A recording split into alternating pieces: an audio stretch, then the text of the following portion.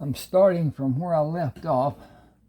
My battery died, so I'm going to back up here a little bit, get this all together to be able to understand where I am. So anyway, I'll put a link to the two parts that I've done, and you can go back and read part 1, part 2 before you read part 3. It sets the stage for how things happened and whatever. This is being considered to be made into a film. 2 talent agencies in LA are vying for it to be done. And I've heard from a producer, movie star, and he has a production going on right now. Y'all know him, he's world famous. And he says he's interested, but he's going to require my participation, which that's a lot. But anyway, okay. Like I said, read part 1 and 2 before reading 3, because when you hear the eastbound train came into view, you will not know what's going on, where it is, why it is, what is going to happen. At any rate, the eastbound train came into view. Suffocating smoke and nerve-jangling, jerky movements combined for a lengthy, regrettable experience. What reason can I possibly recall as to why I know those facts? Only a past life experience and a flawed, even unresponsive memory. Mine is a great example of finality. Food will be needed while the train crosses Utah and a short jaunt inside the state of Colorado. I have been in both states many times, always conducting business as one form or another, or do I only imagine those things actually did? Those happenings actually did. I have an inkling, a dark and distant recollection or imaging. Stories recounted and retold as personal entertainment are not available. The second shoulder pouch bulged visibly when Charlie struggled to pull on the handrails and climb the steps to enter the passage car. Wow, I'm not coolish. I've been working out. I do chair Tai Chi, and it's helping, but it's a strain to start with. It's unlike anything I've ever done, and they say it will help even at my age. We'll see. At any rate, the second shoulder pouch bulged visibly when Charlie struggled to pull on the handrails and climb the steps to enter the passenger car. With his hands occupying,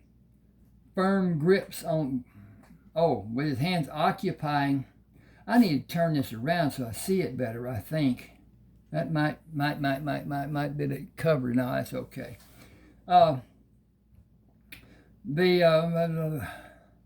With his hands occupying firm grips on the handrails, Charlie was not able to fend away the hand gripping the leather strap of the pouch. Hello, I serve as a conductor. Les Allister. Your bundle is too heavy to have only food. I have a small safe in the crew sleeping car. It will be secure and guarded in the safe. I only have, me. I have a problem. I've got to solve it. I'm going to go in the other room, get a piece I need, and I'll be right back. Go get a cup of coffee, go to the bathroom, do whatever you need to do. I'll be back in just 2 shakes. Hopefully 2 shakes. But anyway, I'm going in here.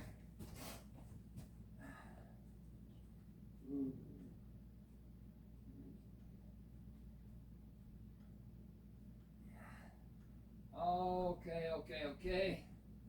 We're up and ready. I did not bring the cursor in with me, so it would make it difficult to change the places and blah, blah, blah. Hope you got your dealing done, whatever. And, okay.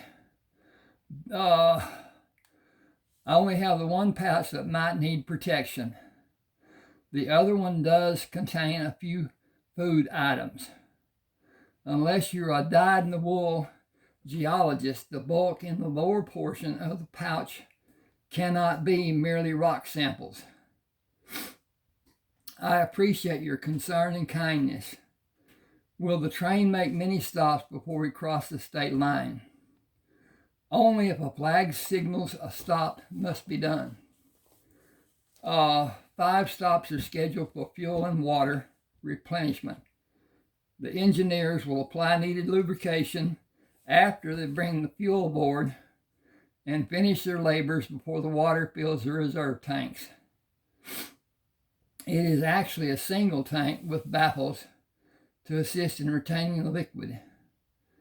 The small amount of water movement above the baffles will not hinder the progress of the locomotive. Charlie smiled. Pressure regulation and assisted thermal efficiency. Les studied Charlie with a wry grin. That is far and away above my knowing. Steam-generated ships employ the same principles to a much larger degree. Have you worked on ships of that type? I supervised on various occasions. I never actually labored. I must speak of my assigned labor.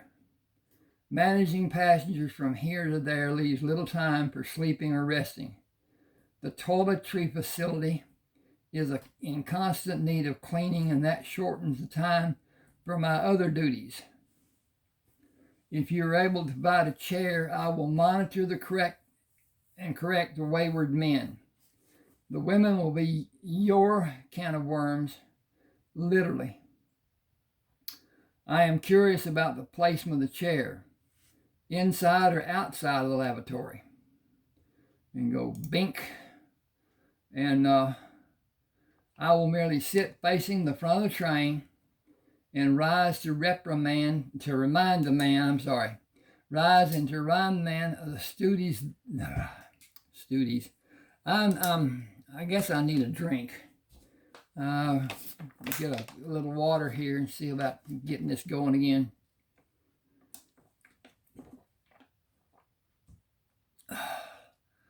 Whoa, this has been a day.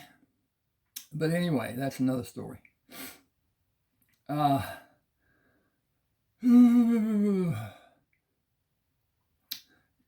Men of the duties they will eagerly accomplish to maintain a tidy facility such as they want to have when next they utilize the accommodations.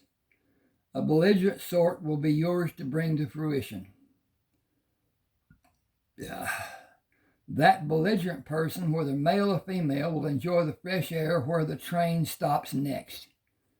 Station or water stop will not matter. Passenger safety will be my only excuse for what will be done to them. Will you announce the method the people will employ and repercussions you will employ, with no questions remaining for anyone to ask? I will tell each person to use the tools provided, and I will lock the door from the interior of the hallway. Not a single soul will be admitted until they fully explain how the facility will be maintained and left for the next person's use. I have my duties. You have your leisure. If it is ever needed, lock the door of the lavatory after the wayward person leaves and follow the offender to a place where you can identify the person before you return to the chair and the following experience with my gratitude. It is a long trip to Denver. I will require a rest period or perhaps periods. The facility becomes a recipient of a passenger monitoring the other person and either uses the facilities or passes the responsibility of selecting a person to monitor his use of the facility and reports the abuser to me. A problem arises when the amount of men dwindles to a solitary man who will act in any manner he chooses. That problem is a constant nuisance. I will assist as I am able. I will leave your company in the train at Grand Junction. Can I rely on your discretion if someone asks about me? It is company policy and my privilege to look at that person with the dumbest blank stare you might possibly imagine. You will need a place to stay and have your meals. My cousin has a dairy there. Hired men work for his wife when he is away working on the oil rigs. His wife rents single rooms, does the laundry, and the meal preparations. You will be required to keep the room tidy and the bathroom clean. Rent is by the week, even if you only stay one day. I need time to rest. Excuse me. I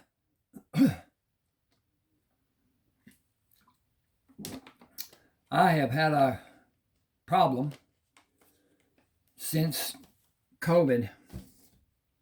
I suppose a lot of you have had, but it's mucus in my lungs, in my trachea, in my gullet, and it was really bad for about a year.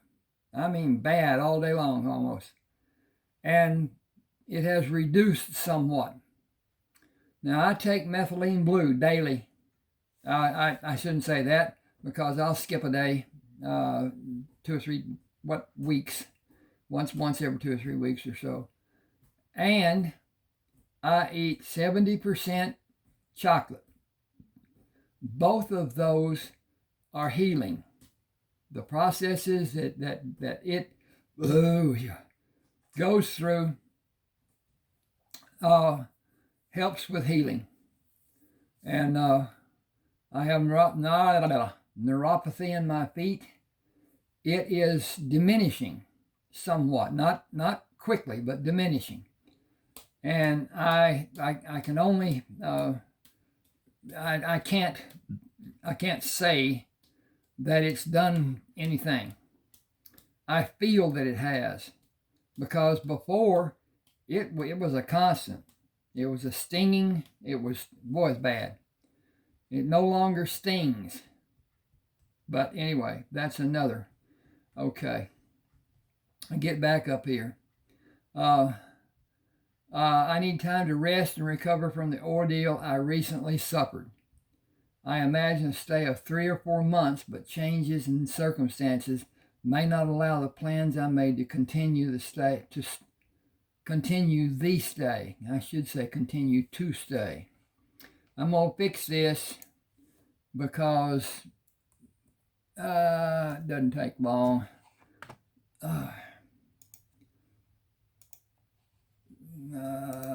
People might say the stay, but I don't say it, so I made it in Grand Junction.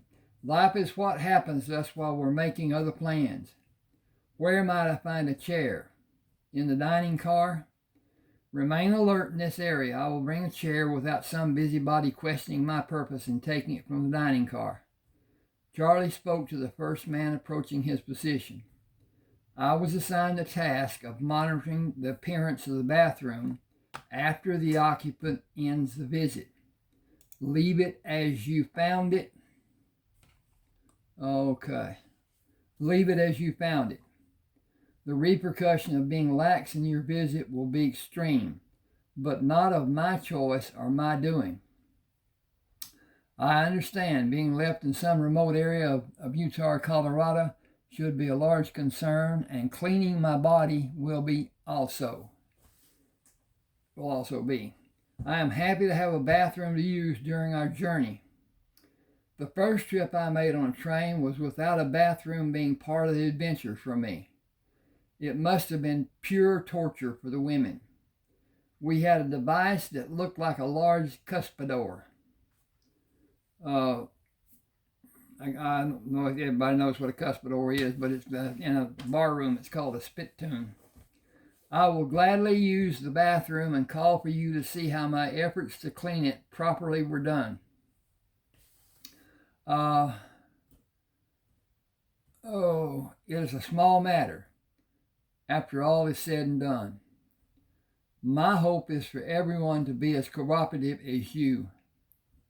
The person using this bathroom and leaving a mess for someone to do the cleaning is an absolute moron. I am not able to find fault with your assessment of such a person. Your use of the bathroom will be a private matter. Les Alistair pushed the door open using his hips. The chair will remain in this hallway until you leave my company. I announced my demand for cleanliness as I came through each of the 8 cars and described how you being here is to make the determination about someone losing the privilege of using the seat they will occupy during the trip due to misconduct of any form. It will be the only warning I will give while you're with me. It will become more severe when you are not. Every person aboard this train has been warned. They have privileges but not rights or control. I have. And I always use the power I may need to keep order and contentment of each passenger. The engineer has total control of the engine. I have control of the remaining cars of the train and control of when we stop and when we move again. My first duty is to manage the remaining cars of the train, not to consider the passengers. One problem with a passenger does not have a bearing on the fate of the other passengers, as a problem with any of the remaining cars which the engine moves can become a problem for everyone on the train. Foresight, experience, and practical application of the principles of my managing will have an effect on every occupant on the train. I rule with compassion when I am able, and with uncompromising orders when I'm not otherwise able. Excuse me just a second. I need to check on this and see what ding ding ding ding ding. Okay. Okay. This moves on. I got a row of asterisks over here. But Les Alistair moved through the 8 passenger cars, announcing the arrival at Grand Junction, Colorado, and his time away from the train, and the order for each person to vacate the passenger cars. Have your tickets with you to show the stewards when you board again. We will be here approximately 45 minutes. The waiting area inside will accommodate all of the passengers. Remember the rules and wait for the announcement to board the train. I will be certain nobody is left here when the train continues to Denver and destination points along the way. He went to the last car and signaled Charlie to remain seated. Wait for the others to leave this car. Your baggage will be left inside the door of the station. I recommend that you wait to leave the station until the train leaves and can no longer be seen. Thank you for the pleasure of having you with me the past days. Always best wishes. Remember in your prayers as I will you. I will keep your address and at the very least send my wishes from time to time. You made this trip less difficult than it might have been. I feel we will meet again. I sincerely hope that may be. Guard against unpleasantries and follow your premonitions to keep body and soul protected. You know what to do and how you should act. Purposeful living is best for me, as it is for me, until we meet again. Definitely until then. Boop, boop, boop, boop, boop. Got a problem. Ding, ding. With that and with that. I didn't have quote marks. Charlie waited for most of the passengers to leave the train before standing and moved to the station behind them. He moved to the back entrance to find a driver for hire. Will you take me to the dairy at the southern area of town? I will pay 50 cents if you will, and if you will retrieve the 2 pieces of luggage which have been placed to the left of the entrance door. The charge is only a quarter. The difference is to help you never remember seeing me. My policy is to never speak to someone who asks. I will only talk about being cautious about all the snakes we have here. I doubt that he will understand my calling that person a snake to his face. Excellent, thank you. Melinda Colton is the owner of the Blue Ribbon Dairy. Her husband passed away last week. Has Les Allister been informed about his cousin's passing? Melinda left a message for him. You will be her only boarder. I'll get the bags. The blue Ford will take us there. Can you manage? With a hop, skip, and a jump if that is needed. A slow push and pull up to be inside and sit squarely in the seat might be a better plan. Charlie moved in the seat to find a comfortable position before he took a coin from his trouser pocket. Nellis Greenspan placed the bags in the rumble seat, pulled his body in position to drive. Ready? Take this coin as a sign of cooperation, please. Gold? What can I do with it? A local bank will be happy to have your deposit. I'm going back up. A local bank will be happy to have you deposit into your checking account. I think we need to have a long talk. I need it, I think. What is a checking account? Take the coin and others you may have at some later date to the bank manager and ask to open a checking account with the coin being your first deposit. The bank will do a chemical test to determine the composition of the coin. When that is done to his satisfaction, he will do the needed paperwork to assign your funds to your account. Simple, really. Simple. What happens to my money? You will have a bank book detailing your participation in the banking process. You will have the ability to withdraw whatever amount of cash you may have need of, or have the bank assign an interest-bearing account and leave all you may be able to afford and have it given as a loan to customers. Interest will accumulate and be added to the balance of your account.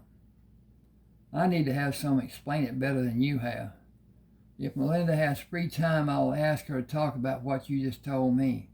What is this gold worth? I can only give you an estimation. $100 is an approximate value. I want a collaboration with you. That coin will pay for most of what we may do. Come to the dairy if and when you have news. Take my bank book to the bank manager to have a transfer of funds from another bank in Arizona to this local bank. A transfer of funds? There's another subject I'll talk to Melinda about. If someone strange comes to Grand Junction inquiring about me, please go to the train station ticket office to purchase passage for me to go to Denver. I will reimburse the cost of the ticket to you. You will give me back the money I gave Wallace? He will know I will not go to Denver. Will he ask about the purchase? He will look at me like I am a thief. Did the bank people talk about the account I will have? Never. It is not every day when somebody gives me $100. Do I need to know what you think may happen? Casual and prompt action may save from suffering $100 load of grief. Okay, I need may save me. Okay. Casual and prompt action may save me from suffering $100 load of grief. I have never made $100 for the promise of doing something as simple as protecting a man that every person, young and old, in this town will also protect with blank stares and silence. Consider what you might give to keep yourself safe from the unknown elements that may exist in hiding. None of us stand alone. Just about every man living here or close to town are experienced hunters. We have more firepower than a platoon in the army. The dairy store is near the highway on the left.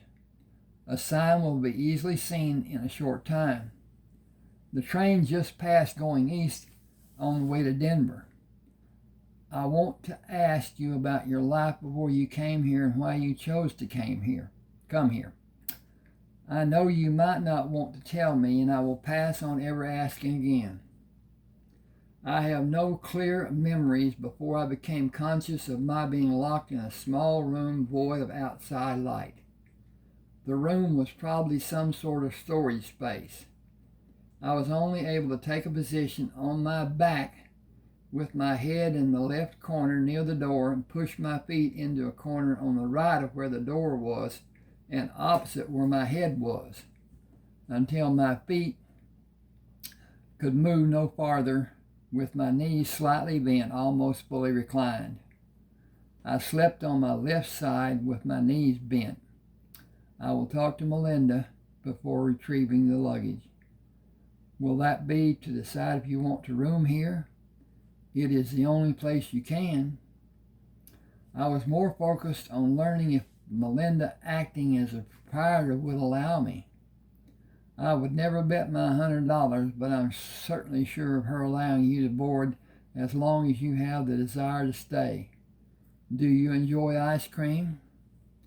I suppose that will be a personal discovery in a short time. It has been a staple for the people of town for more than 10 years. Young children are served a scoop without being asked to pay. It has a long-standing blue ribbon policy. Melinda opened the store door. Nellis, you always bring a feeling of comforting sunshine. What can I call you being here and bringing a friend? This is Charlie Luck. He has a question and I have many. What will you suggest I do with this gold? You might take it to the bank. John Hopkins will jump at the chance to have it. Charlie suggested I open a checking account that pays interest, that being one of my many questions. Now I have many questions. What value to place on the gold? Charlie said about $100. That price would be valid if the gold was a weight of just a touch less than 5 ounces. I will buy it and pay a premium that John will not pay. Gold on the open market has a standard price assigned by our asinine government. Investment companies will pay the standard and a premium because gold demand is always high. Come in. I have a new flavor of the week, pistachio, green and tasty. Do you have a spare room for Charlie? He will stay here for a few months if you have accommodations. I do, and I have only a few rules. Exercising common sense is the first rule. Being the greedy woman I am, I hope you will pay using gold similar to what Nellis has. Charlie offered his hand. How deep does your greed grow? Anyway, as deep as my pockets will allow. How deep does your war chest go? We need to change this grow to go. Delete. And delete. Okay. I went back and got the grow out, and it says, how deep does your greed go? as deep as my pockets may allow. How deep does your war chest go? I will buy all you have before you leave. A bank deposit box will not contain all I have with me. Do you have more that is not with you? All I possess that I do not have with me is stored in the main vault in a bank in Denver. I want it if you're ever inclined to sell it. I am a man without a home. A plan was formulated for me to follow, and Denver was to be my final destination. I am developing body mass I lost during the time I was held prisoner. The trip on the train from St. George was not enjoyable. Grand Junction was a safe choice, as I was uncertain as to how long I might be safe staying in Utah. I was supposed to be murdered by the men who held me captive. An explosion in a mine prompted a hasty retreat from the Indian reservation, where I suffered a fall resulting in several injuries. I have no memory before being held inside a small dark room. A caring man found me after the fall and helped other men rescue me, and those men treated my injuries. Buzzard Shields rescued me, helped in my recovery, and showed me how and where gold could be taken from the deposit some unnatural process caused. The mine explosion may have killed Buzzard. I could not see beyond the pile of broken rocks that were blocking the opening of the cave we worked in.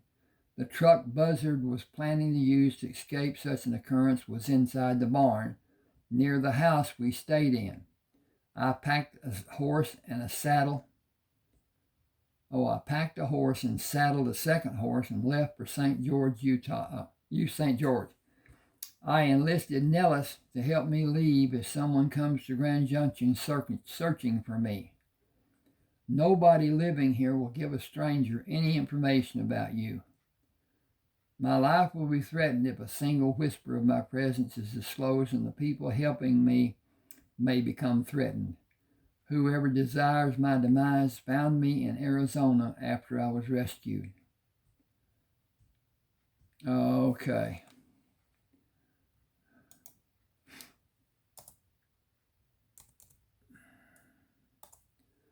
And CAUSED.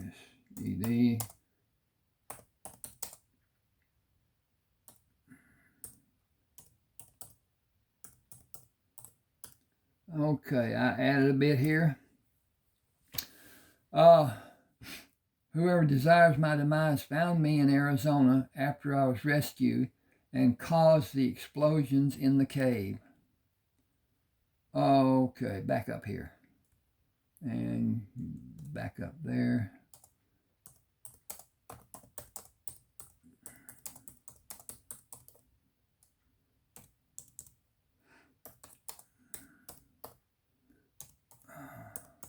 No matter how much a person does, it's never satisfying. There can always be something added, something changed, and whatever to make it read better. And I just did part of a sentence. Whoever desires my demise found me in Arizona after I was rescued and caused the explosions in the cave we were working in. Oh, where we were working. Okay. Let's just do that. All right, that's more better. I was rescued and called, and blah, blah, blah. Are you certain that you and not Buzzard was the person being hunted? I cannot be certain, but I can be careful, even cautious. It continually irks me that I was ordered to be murdered. Hang on just a second here. I need to tap these buttons a couple of times. Why? Was I an obstacle someone needed to remove for that person's gain? A common man who labors for a wage cannot pose a problem for anyone. I have no memory of my previous life, but the directing of my death generates questions about what my status was. Who did I leave to answer where I was, and why did I make the choice to be away from them? No answers come to me. I always anticipate something happening that I do not expect and cannot prepare for. I have no comfort, no ease of feeling normal, always threatened, and the certainty of never knowing becomes more profound every passing day. I have no choice of the location of my presence, and I constantly feel I am placing others in jeopardy. You can stay here and Nellis will visit to bring news, either good or bad. We will protect ourselves and you. The gossips left this town years ago. Honest, upright people remain and guard our people and our possessions. People I know and trust come to my store. The sheriff and the constables are well known and well respected. Will you agree to sell the gold you brought with you? I will, at the price I was quoted at a bank in Arizona. I will never cheat you in our business dealings. I have a list of coin and metal prices delivered by mail the first week of each month. If you base the selling price to be the government-based price, I suppose you have no knowledge of precious metal pricing. It varies month to month. I have business partners who have let me back up here. In all the branches of government, I am well informed and advised. The dairy belonged to the family of my husband. It produces a percentage of my income, a small percentage. Investments bring monthly deposits to my bank accounts, or the increases are invested in the businesses I hold stock in, and the increase in various partnerships. Stock and stock options may be lucrative when invested properly. I will allow you to use the information I receive, but I will never advise you on investing. My gains are far greater than my losses. I have suffered losses. That is a part of the process, but I invest largely on indicators which are obvious. Study well and invest intelligently is the only advice I will give. Hang a second.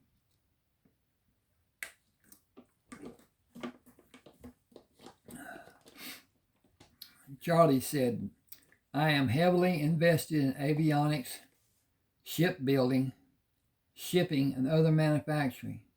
I know that to be a fact without reservation. I have no means to authenticate it being true.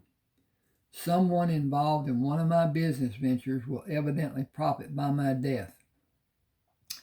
I believe that to be a fact rather than having an actual knowledge. I feel I may be trapped in limbo forever. Pieces come to be visible to me and quickly fade. Time heals all wounds is a popular saying. It may be a fact in your case because you do have the flashes of clarity, and the fading may become less as you continue to develop. I live with that hope. The key being that you live. That should be enough for the present and the future. Ice cream may soothe the savage beast of forgetfulness. Shall we try? Okay, that was chapter 3. This is chapter 4. 4 months and 3 days after meeting Charlie at the station, Nellis drove to the Blue Ribbon Dairy. Hang on a second. Melinda pushed the door open. Your coming at this time of the day has me wondering. Not good news, is it? 2 men are asking everyone in town about a man who limps when he walks. I brought a ticket and made arrangements to have the engineer stop the train here at the crossing for Charlie to go to Denver. I hate it happening for all of us. I can drive over the mountains when we have clear weather. Winter adds a quality of doubt until spring is here and the snowpack has melted. Help Charlie. The train may be coming here now. I will drive to the crossing to tell the engineer he is coming. Hurry. 15 minutes will be all the time we will need. His bags will not have much weight as they did when we came here. Our lives changed and will change again with his leaving. Hurry as I will." As Melinda imagined, the boiler tender was sitting and leaning on his lower arms on the open window, while the engineer sat on the floor of the engine with his shoes resting on the top step. "You came alone and without ice cream?" "I tried to bring him as soon as possible. You can call from the station to have a container of ice cream for each of you and less, but call so I will be waiting for the train to stop here on the next trip to Denver." "I have no problem stopping and waiting to see you and the ice cream. Nellis is coming. We may have a day when we will be able to visit you. Never know when it might happen. I'll move the train to have the passenger car sitting here. Les will wave when it is in its proper spot and when he is ready for us to leave. See you soon, I hope." "Thank you, Estelle and Billy. Owe you one. R2, R3, R4, or more. See you soon. Those strangers will not stay long, I'm thinking. Nobody will tell them anything they want to hear. Even the children were instructed and rehearsed." Melinda backed the car and turned to leave room for Charlie to have freedom to board the passenger car. She pushed her arm through the window and waved at Les. He did not return her greeting, avoiding the possibility of confusion for Estelle and Billy. He took the bags Nellis carried and helped Charlie up to stand with him on the platform. "Take the first seat inside the car and wait for me to take the bags to the baggage car. I will not need much time, and I will signal the engineer that we are all clear for the train to start." A woman sat facing away from Charlie at the front of the car. "I usually take the train from a small town called Green River in Utah to Denver when the trains are running. That is rare in the harsh winter months. The train regularly stops at Grand Junction, but I have not witnessed it stopping for a passenger as it did today. Are you a celebrity?" "Only a resident of Grand Junction with friends who know the train crewman." "I did not mean to disturb you. I was only curious about the interruption and how the train was normally scheduled. I imagine you have not witnessed ice cream being brought to the crewman." "There was never such an occurrence before today, but I bore witness to. Having ice cream on the trip would enhance the pleasure of the trip. This is my first visit to Denver. I work as a recruiter and trainer for First National Bank." Les pushed the door open. "I wonder if you will accompany me to the dining car. I have more questions. Hang with me a second here. I need to check on things and see what we're doing. And yeah, we're looking good. You're looking at the house that Wilson Kramer built. And Charlie Luck is Wilson Kramer, but he does not know that. At any rate, let's ask if okay. "Certainly. Will coffee be fresh?" "All I am able to tell you, it was when I stopped for a cup before we arrived in Grand Junction. One of the stewards may have brewed a fresh pot." Charlie purposely did not look at the woman as he walked by her. "May I join you?" "Please do. I will be happy to have you lead both myself and Mr. Luck to the car. I hope I'm not an inconvenience." "Not at all. Hope to have your company going there." Entering the dining car, she said, "Which table do you prefer?" "You can sit at any table you choose." "Then I will not be company for anyone."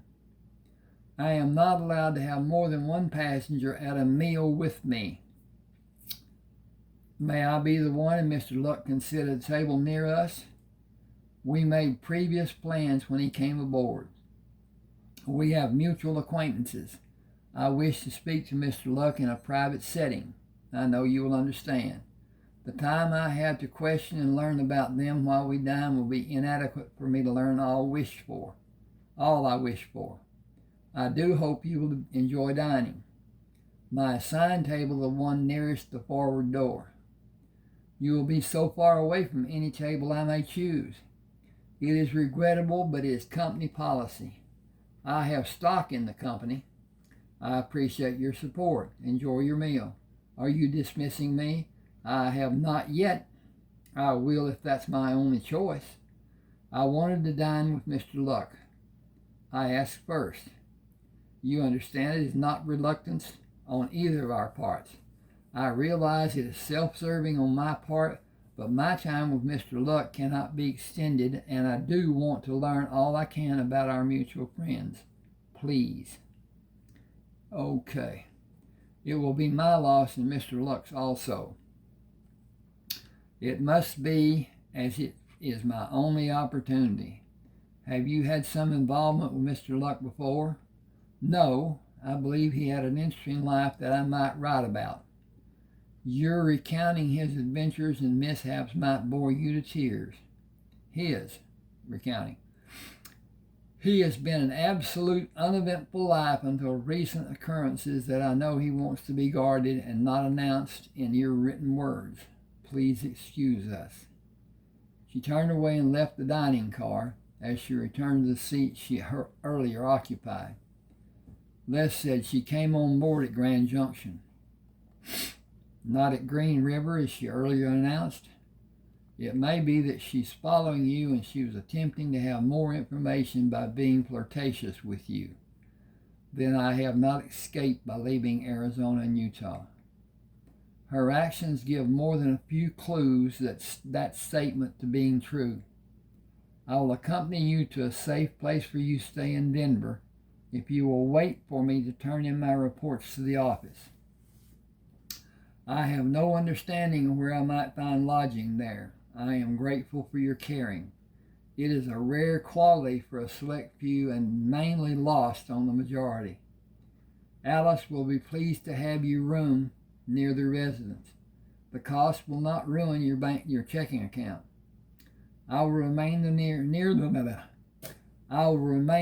the residence for an extended period of time to discourage persons searching for me. Hang with me just a second.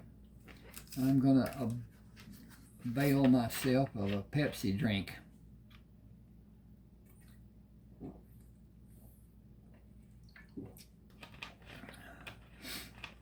Oh, that's gooder. Okay, now where am I here?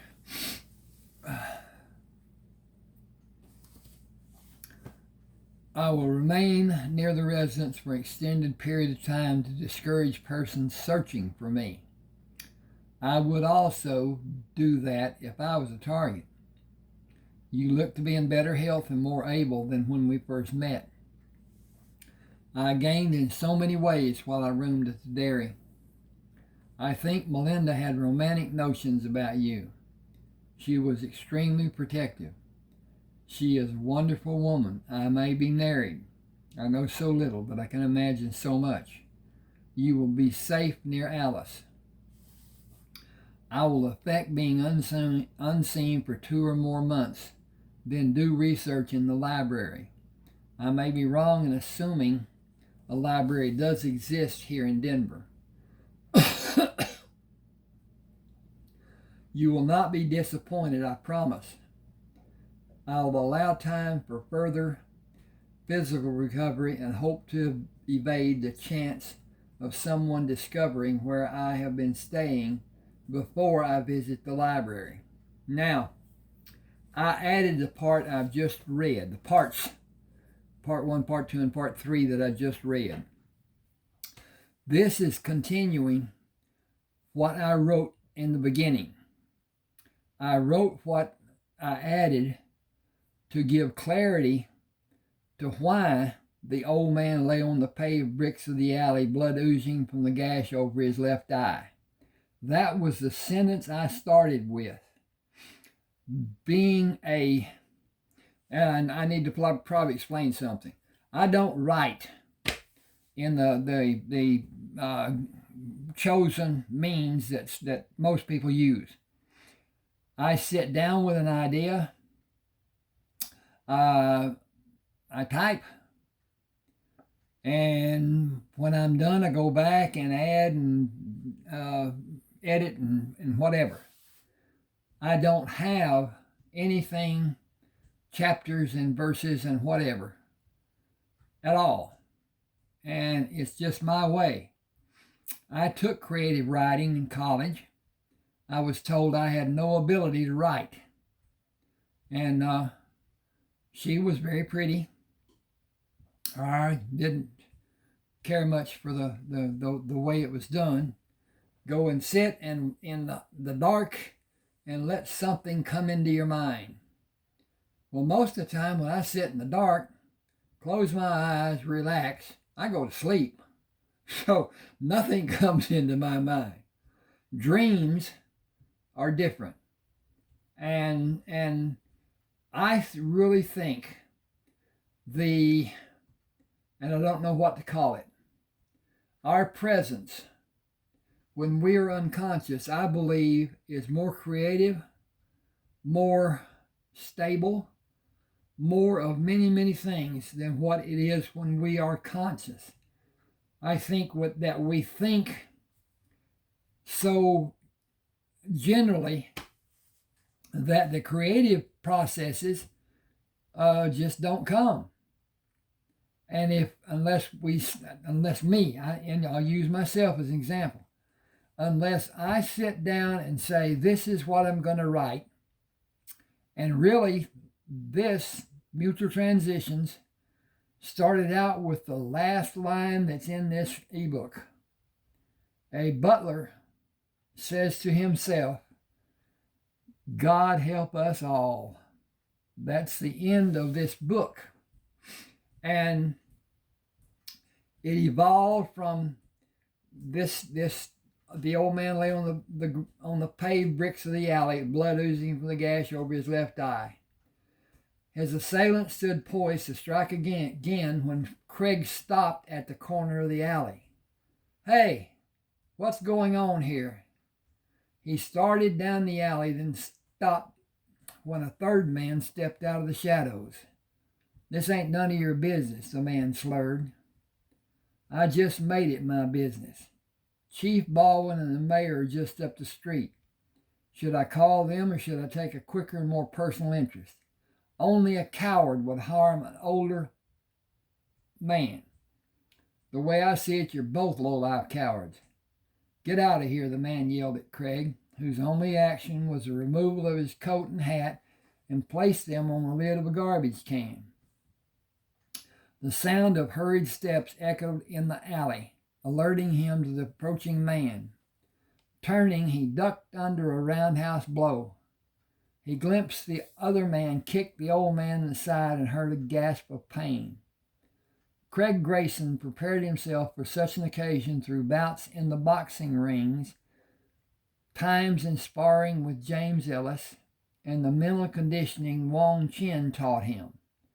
He was in excellent physical condition and relished the single blow he struck. It was a semi-uppercut delivered slightly to the left of the man's sternum.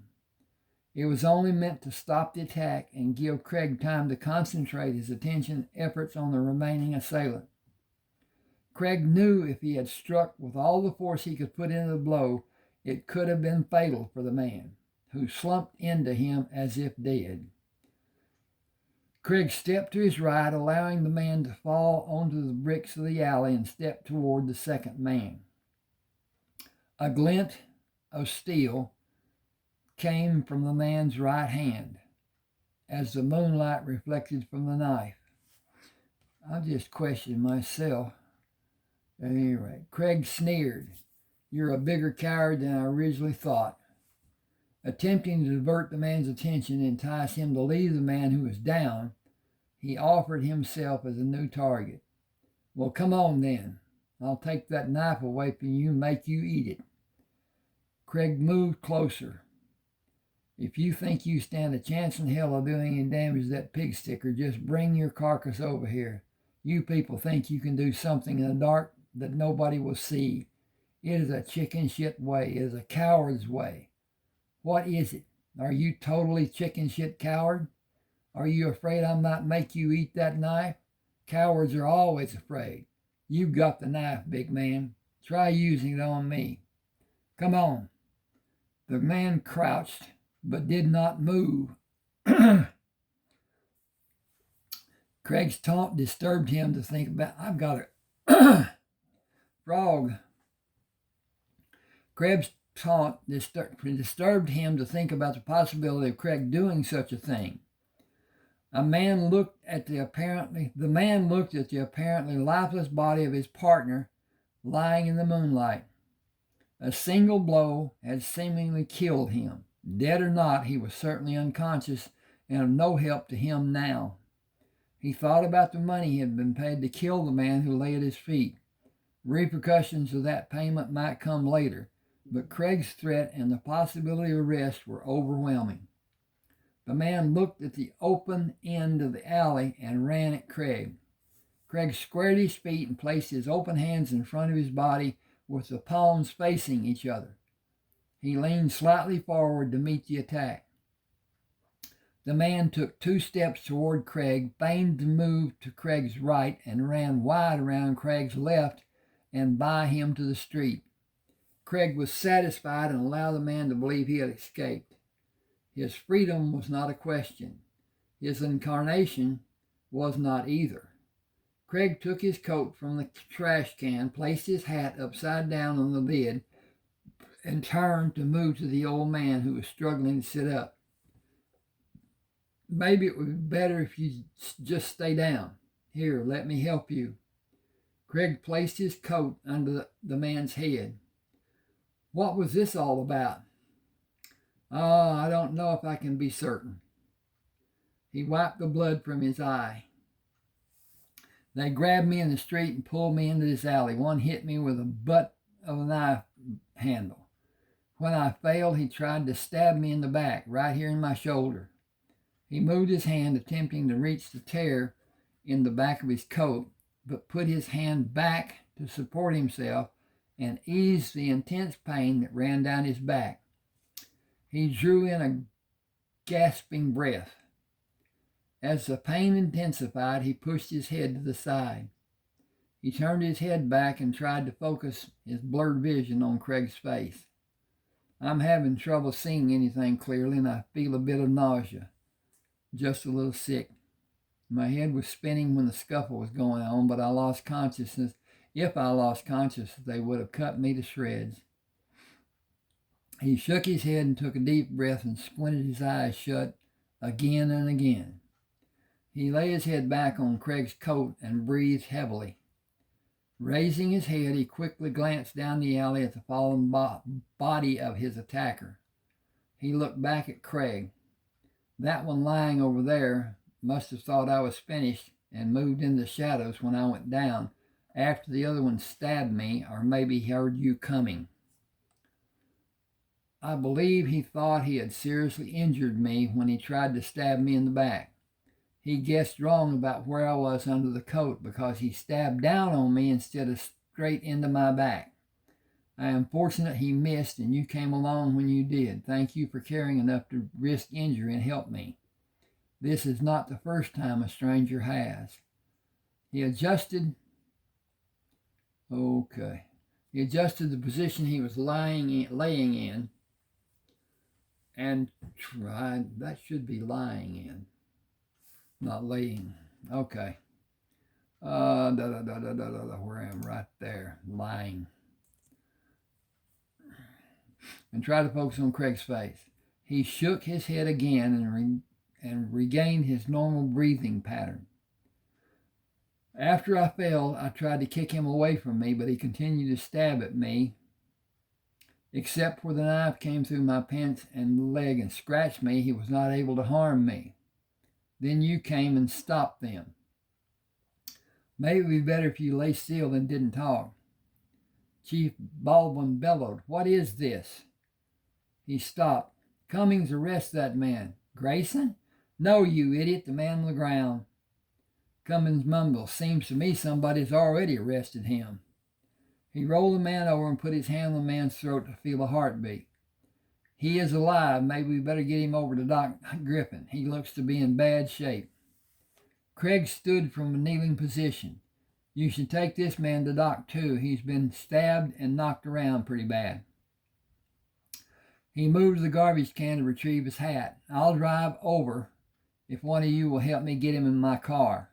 It's parked down the street. I'll bring it into the alley to help him into it. You can leave the other man here in the alley where the trash belongs. It's more than he deserves. Cummins brought his hand up and pointed toward the street. Chief, that was Benny White that ran past us. This is Jack Renfro. Cummins grinned. You wouldn't want either one of them around your house and not supervised. Chief Baldwin frowned. Neither of them will ever be around my house. Okay, Dink. I need to do this. I'll go with Craig. You get the beat officer to help you get Mr. Renfro over the docks. Then arrest Benny White. Call me at docks when he is in jail. Craig moved the car into the alley while the chief stayed with the injured man. They helped the man into the back seat of the black 1938 Packard, which Craig said would outrun anything in town. Chief Baldwin half turned his body as he looked back from the front seat. It's good for you that this October is cold and you have that heavy coat, or they might have been able to do more damage than they did. What is your name? The man simply replied, Charlie, as he continued staring out the side window. His manner did not invite further questions. Excuse me a second. I got to look at this. What I'm using is an iPhone, and it's an older iPhone. It has a microphone. I do not have a microphone, so I'm using it. I will transfer this over into my computer and then post it on YouTube. I'll leave 2 links, part 1 and part 2, so that you can read those 2 parts and understand how this is connected. Because if you start with this, you won't have anything. You will not know what came before. Okay.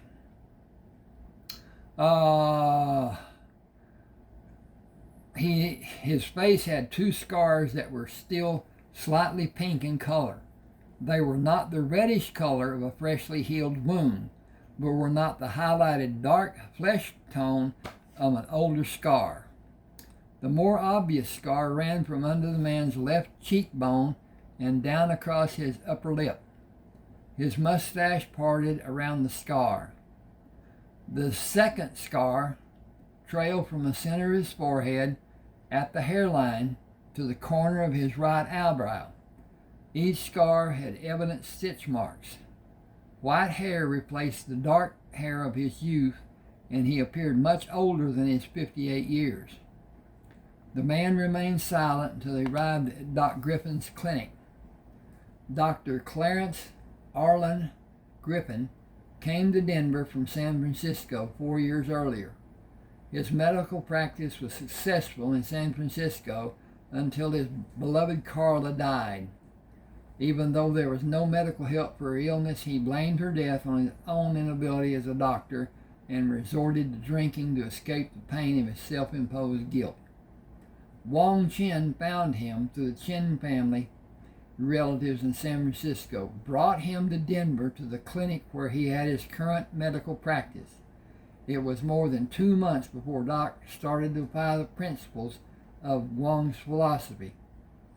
He regained his self-esteem and had not had alcohol in more than 3 years. The clinic was built in 2 stories. The upstairs was an open ward with space for 12 beds. The ground floor was an office, which also served as a reception area and waiting room with 3 rooms that adjoined the office. The middle room and the room to the left were set aside for patient care, with the room to the right used as an examination room and laboratory when it was needed. The second year of Doc's practice, the Chinese people of Denver gave him a clear title to the property as a token. I need to fix my nose. Hang with me just a second. As a token of their appreciation. No other doctor in the Denver area would treat the Chinese residents. With that gift, Doc Griffin returned to living a normal, productive life. Drying his hands, he came into the office after examining Jack Renfro. Did someone hit this man with a sledgehammer? Half his chest is badly bruised and he has broken and cracked ribs. The cartilage is torn away from the sternum. What happened to him? Chief Baldwin answered. Craig hit him with his fist. But just one time. I believe he might have killed him if that had been his purpose. Oh, I need to put that as a continued and not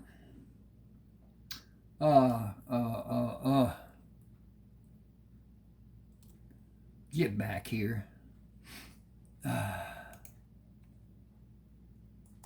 Now, all right, okay, that's more better. All right, I need to check in and do this stuff and be downloads and save, and we're good. Okay.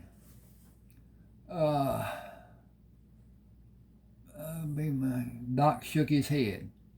Jack tried to kill the man with a knife, and Craig could have killed Jack with his closed fist.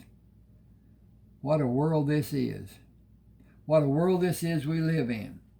After all the near killing is done, the pieces are brought to me and I'm asked to make them whole again, as if I'm some miracle worker.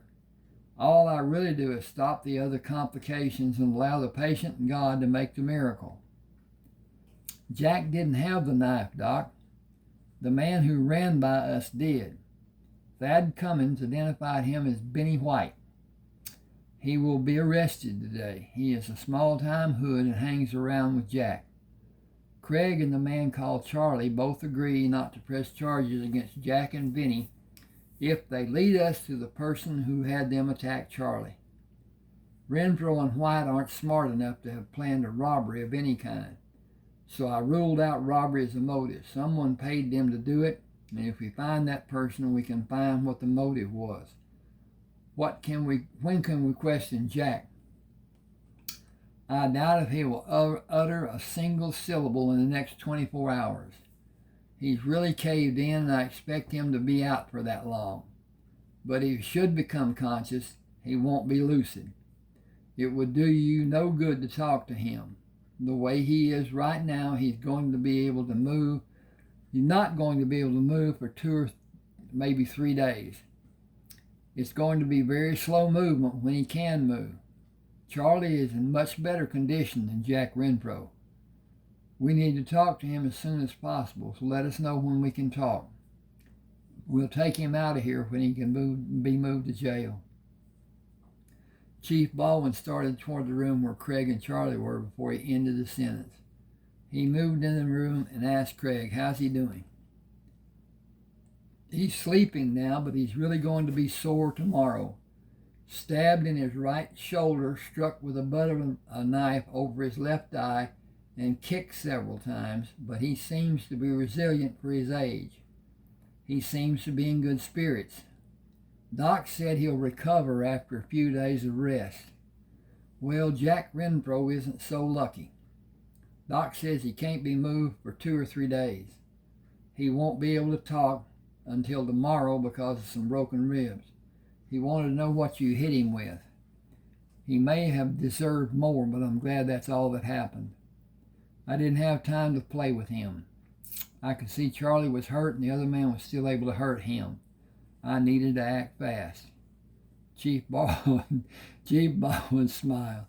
Craig, I've known you for more than a year and you continue to amaze me. Is there anything you aren't capable of doing? Finding happiness seems to be one of them, and learning Charlie's real name. He doesn't remember anything past about 2 years back.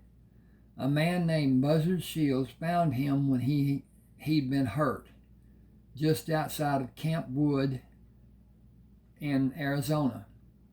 He was injured from a fall, and Buzzard took care of him until he was well. They were mining partners after that. Buzzard had permission from the Indians at Adobe Flats and Junction Crossing to explore and mine anything in that area for a 40% fee. Buzzard was looking for gold, and he lived in an adobe house and had ore samples taken from different locations at the house. Buzzard called him Charlie, but he says it is not his name. Anyway, he took 3 pieces of ore samples into Adobe Flats to test them. They used a Geiger counter, and the samples set it off. 3 uranium ore mines were located from the first samples. 4 other sites were located through other ore samples, and mines were in the process of being developed. Later exploration developed 3 more mines. Buzzard, Charlie, and the tribes filed joint claim to prevent the government from taking control. Okay, this should be Bink, and this should be Bink. Okay, it's a continuation, so it needed quotes. Buzzard may have been killed in a mining explosion that Charlie said was very suspicious. The circumstances of the explosion frightened him and left that area, went to Utah, then to the western area of Colorado, and finally came to Denver. He thinks someone was following him, so he was trying to blend into a mass of people. I think that should be he thought someone was following. Yeah, we'll change it. Though.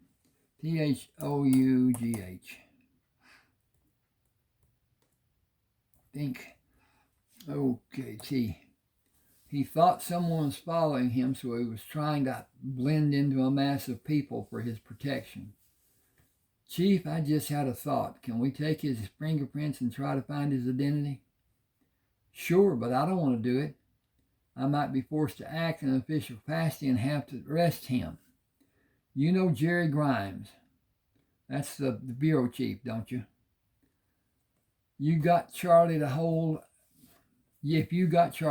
the glass and not smudge it, his fingerprints could be taken from it and Jerry could run it through all the networks. I'm limited to just state records. Chief Baldwin held his hand in front of him. You've got to be careful, because if you don't have permission, you're acting in violation of the law. Craig grinned. We may bend it a little, but we'll never break it. Craig left the waiting room and took the glass from a stand beside Charlie's bed. He wiped the glass to remove existing marks and held the glass balanced in the palm of his right hand with a folded towel over the top to hold it rigid. I need you to hold the glass and then relax your grip and take your hand away without moving your hand on the glass. You have to trust me on this. I will not do anything to hurt you, I promise. Charlie gripped the glass, released his grip, looked deep into Craig's eyes. Okay. You hold the only possible answer I have to know what my identity is. Okay. I'm going to do that, delete that, put that. Okay. Because it's continuous sentence. Charlie gripped the blah, blah, blah, blah. You wholly only. If you had not acted swiftly in the alley, I would have been killed. I am absolutely certain of that fact, and I do trust you. May I ask what you have in mind to do with the glass? Identification? Craig returned the gaze. Just trust me. Trust must be held on both sides, given and taken for both of us. My inquiry will not endanger either you or me. He put the glass on the second shelf of the table to be collected later. Is there anything I can bring you? The stores will be opening soon. I need new clothes. The instant the alley left them almost useless. Craig said, I'll see about clothes being made modeled after those you are wearing if you'll let me do it. I can take your old clothes to Wong and have a new suit tailored. How do you like the suit Doc's having you wear? A little breezy in the rear, isn't it? One size supposedly fits all. The fit I can tolerate. It's my all being exposed that concerns me. Okay. I appreciate your offer, but I can't allow you to do any more for me unless I can repay you. We can settle up later when you're on your feet. I can never settle accounts with you, as you have literally saved my life. I realize that saying thank you cheapens the gift. Nevertheless, I am eternally in your debt. Craig smiled. The Chinese say that once a man saves a person's life, he is obligated in the service of that life. He also becomes responsible for whatever act the saved person may commit. Charlie said, I like that thought for more than one reason and for more than one viewpoint. I have been able to trust just one person in the last few years. He was a savior for me, and now you have done almost as much for me as he did. I am loath to ask for anything more. No, please feel free. You and I have a kinship that transcends the encounter in the alley. I feel as if we've known each other a long time. I want to keep this friendship alive, so please tell me, what can I do? Craig was fascinated by the pull that lured him to the older man. He felt the need to further explore the relationship and find what kinship they might share. He squeezed Charlie's hand, and the firmness, the grip that was returned was surprising. Hang with me just another second, please.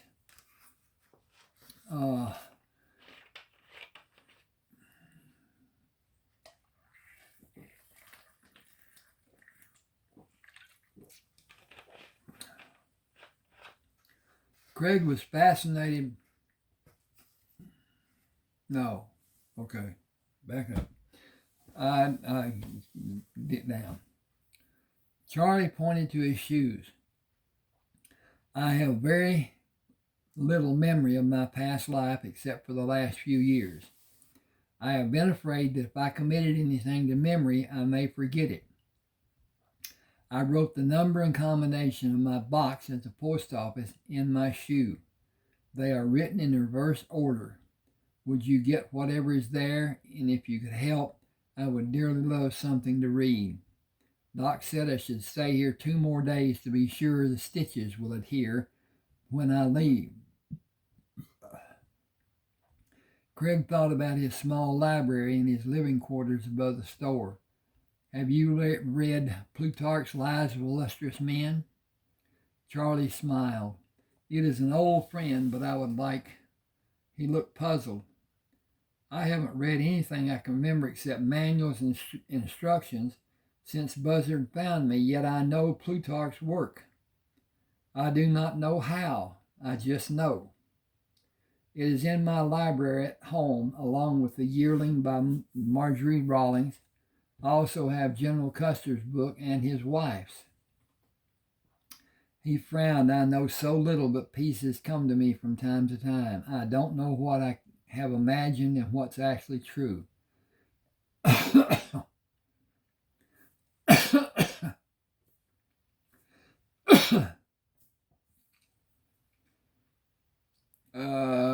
At any rate, if you can find something informative and entertaining that would help me pass the time, I will appreciate it. I think I can accommodate you. With something a little racy or a little spicy be okay? He held his hand flattened over his chest. Spicy might be nice, but go easy on the old heart. It has enough excitement to last a long time. Craig left the clinic and drove down the street. He parked the car, climbed the stairs leading to the side entrance of his living quarters above his office. Hang with me a second. This was his sanctuary. Okay. where he went to get away from the hubbub of the city. He came here when he needed to think. It was his place to be safe and find solace, to plainly look at the world around him and understand what must be done. At the age of 33, Craig was 2 inches over 6 feet tall and weighed 235 pounds. He had sandy blonde hair and was clean shaven. His face had small scars from the days he spent in the rough and tumble fighting years of his mid-20s. He was barrel-chested, and even though his legs were strong, he carried most of his weight above his waist. His shoulders and arms were massive, and his hands were strong enough to endure the pounding of boxing, yet sensitive enough to feel the foreleg of a horse and detect a problem in the bone or a joint. The blue of his eyes ran from cold steel in moments of excitement or stress to the softness of an azure sky before sunset, when he was at ease and near people he cared for. A look from them could melt a woman's heart or send a man into panic. He moved to the opposite wall to survey his library, considering the importance of books in people's lives. Even the early pioneers, one of the first things packed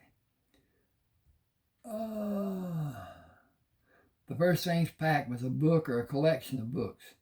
Books were not only entertaining, but held knowledge and caused the reader to reflect and think and discover in his own terms. Books opened doors to new thoughts and new adventure. Or as the old man said, old friends waiting to be reacquainted. He took a thin book from the top shelf, Charlie's Monument, a Mormon publication, was about a boy who was born with severe handicaps. He grew to manhood, and his lifetime touched the lives of many people. Craig leafed through the book to the back page and read, "Efforts in life should be heaven sent. For good of others build a monument. And as we pass to clear the haze of another's life for fresh new days. Just to give as does a child, and be not harmed by gifts reviled.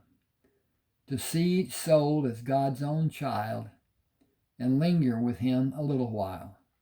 To find the way to meet his needs, wise and loving place the seeds of life as Christ gave to man, though together alone we stand. We walk in faith, even plod, every deed a gift to God. Some bring beams of joy to him.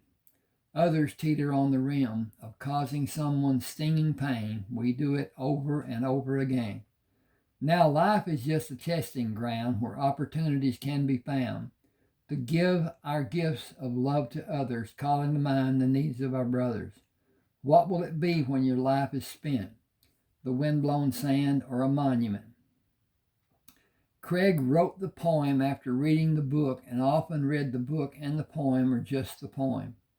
He considers the trials of man endured. He considered the trials the man endured and his ingenuity to overcome his frailties, and the rewards for the sacrifices he made to be inspirational for people of all walks of life. Craig thought of how the book and the poem were uplifting, and how he needed them for inspiration in his past life and felt they would be needed again. He chose the book because it was inspiring to read, short, and easily handled. The older man needed all of those in his debilitated state. Craig's face softened with a smile. He can have heavier reading, both in content and weight, when his recuperation has progressed. Wow. A pounding at the door awakened Craig from his reverie. He recognized Jim Ellis's knock as the entire room reverberated with each blow he delivered. Without turning, Craig said, "Come in." The door opened, but Jim's body allowed very little light to come into the room. He was a man you would not miss in a crowd. He was 6 foot and 4 inches tall and weighed a solid 285 pounds. His green eyes danced at the prospect of seeing his old friend. His brown hair was in constant need of grooming. He habitually brushed it away from his eyes. He was 41, and even though his squared face was scarred, he was not unpleasant in his facial features. He said it was his face that was injured, not his heart. And the heart is the ingredient that keeps the person young. He fought until he was 29 and retired after the death of his last opponent. The gloves they were only slightly padded and enhanced the punching power of a larger hand, such as his. His hands measured more than 5 inches across the knuckles. He fought in almost every country in the world, including an exhibition bout in Russia. James Carlton Ellis retired as world champion, undefeated in 29 official contests. Many of his fights have been bare knuckle or toe the mark or even no holds barred. A fight in Madagascar, where his nose was torn from the left side of his face, paid him a mere $300 after the entire amount of commissions were taken. He was a man who dealt strictly in reality as he saw it, only occasionally taking a risk in a venture with Craig. They had prosperous lives as partners, and aside from their partnership, were the brother each one never had. Both of them trusted and were always ready to defend the other. They were men of integrity and lived by a code of self-preservation and fierce loyalty to friendship. Their normal routine when meeting was a solid handshake. Each man was able to gauge the other's well-being by the strength of the grip. It was never a contest, more a discovery of strength and an acknowledgement of respect. Craig could not match the hand strength that Jim possessed, and Jim, although cunning, could not equal Craig in cognitive thinking. Each respected the other's abilities and drew on those abilities when it was needed. Their sparring in the ring was a conditioning process, and each enjoyed the labor and the contact, although neither ever put all the strength they possessed behind any blow. Each had times come away bloodied, with the other vowing to never spar again. It was always said in the heat of the moment, and as soon as the minor wound had healed and the memory of the hurt that was inflicted diminished, they were back in the ring and at each other again. Craig sat behind the desk, and Jim sat in an oversized chair that had been specifically built for him. A regular wooden chair would not accommodate his bulk for an extended period of time, as several bore witness by their disposal in the city dump. Craig briefly described the attack on the old man, his removal from Doc's office, the mystery of his identity, his request for reading material, and the mail. He explained his intervention and idea of using his fingerprints to identify the old man. He handed the mailbox number in combination to Jim and asked him to retrieve the contents and meet him at Doc's office. What if the law wants him?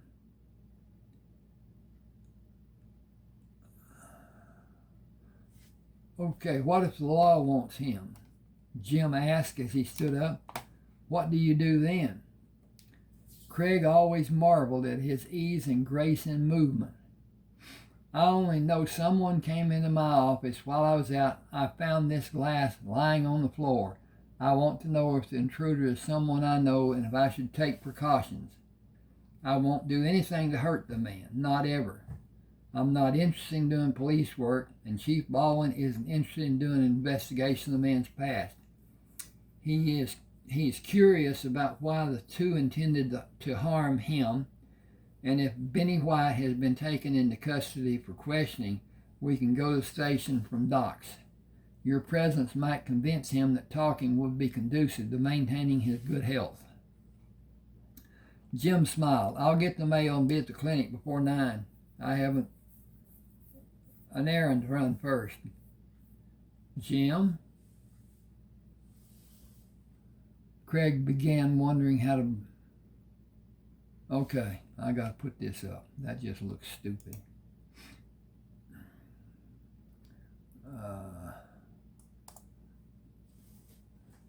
Jim? Craig began wondering how to bring Jim an understanding about the older man's scars. You both have something in common. You both have faces that have taken a lot of punishment. Jim smiled. We're both still alive. That's all that matters. They left Craig's office together, with Jim going up the street to the post office and Craig returning to the clinic with the book for Charlie. How's he doing, Doc? Doc looked up from writing a prescription. He's strong and won't be down long. In fact, he'd be up now if I hadn't told him to rest. His wounds need time to mend enough that simple exertion will not compromise the stitches. The knife wound was shallow and about 7 inches long. He shouldn't do anything strenuous for maybe 4 or 5 days. There are old scars all over his body from the fall he took out in Arizona, or so it seems. The human body is truly amazing.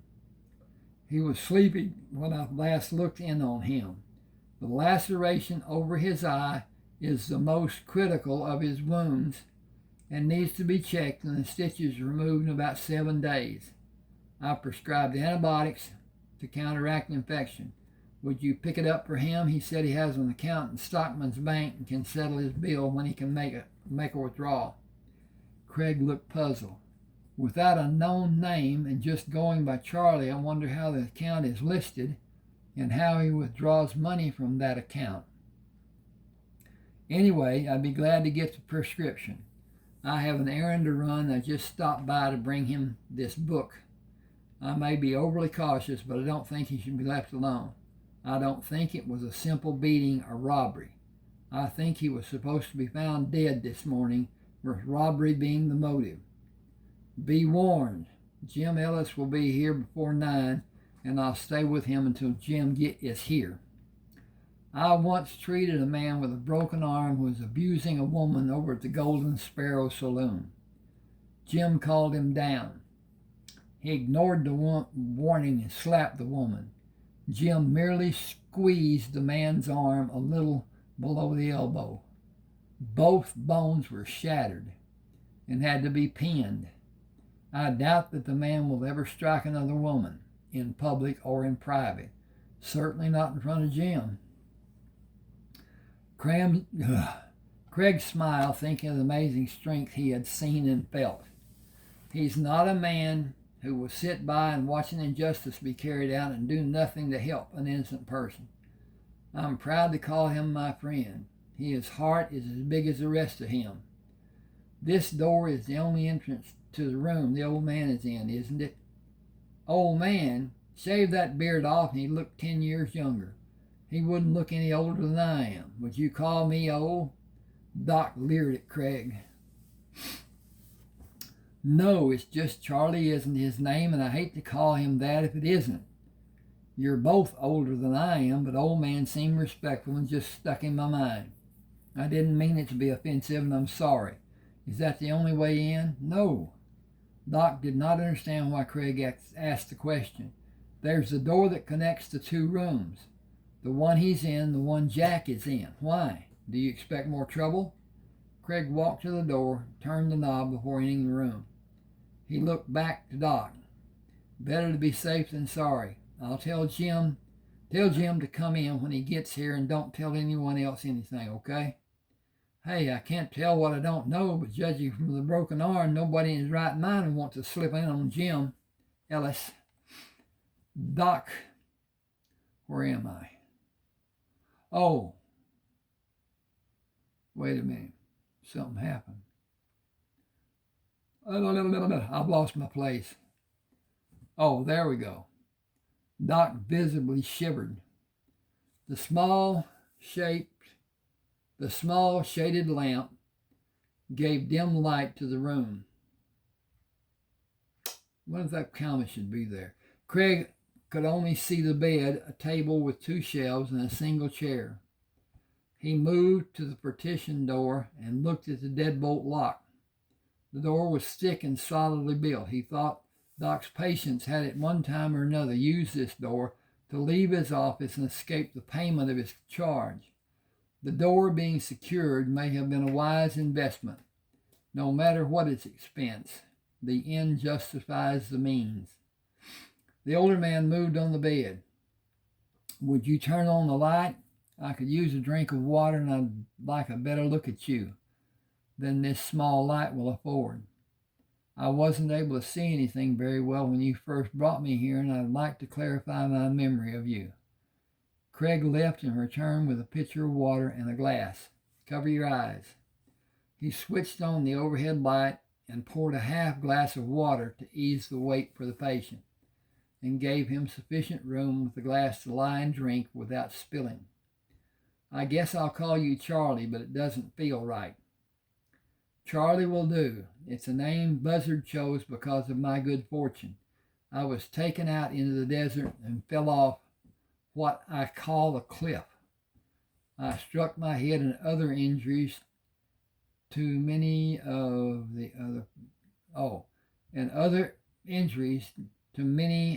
other parts of my body. I was a mess. I feel fairly beat up right now, but I was laid up for more than 5 weeks after Buzzard found me. Buzzard once read a story about a man who should have lived from an altercation with some unsavory characters and came out almost unscathed. They called the man Lucky afterward, and Buzzard first called me Lucky, and then because the character's name was Charlie, he began calling me Charlie. When one doesn't remember his name, it's close to not existing, and one name works just as well as another. He stared at the ceiling, a sly grin gradually replacing his remorseful expression. I once saw Jim Ellis, the boxing champion, fight at Madison Square Garden in New York. It was a very brutal exhibition. In fact, I had witnessed bullfights that held more compassion. The case was more who the best loser was rather than who was the actual winner. Craig grinned. One and the same. Undefeated world champion has the scars to prove it. Some boxers are nearly incapacitated by the blows they absorb over the course of actual bouts and all the sparring that's done to keep the timing and condition of the body, both in hitting and being hit. Jim doesn't seem to have been affected, or nearly so. He's bright and alert, not easily moved to violence. I've seen him seemingly impervious to a drunk who was very serious about questioning Jim's courage, and then quickly intercede in matters where it seemed harm was about to be done to someone who couldn't protect themselves. He'll move heaven and earth to help someone less fortunate than himself.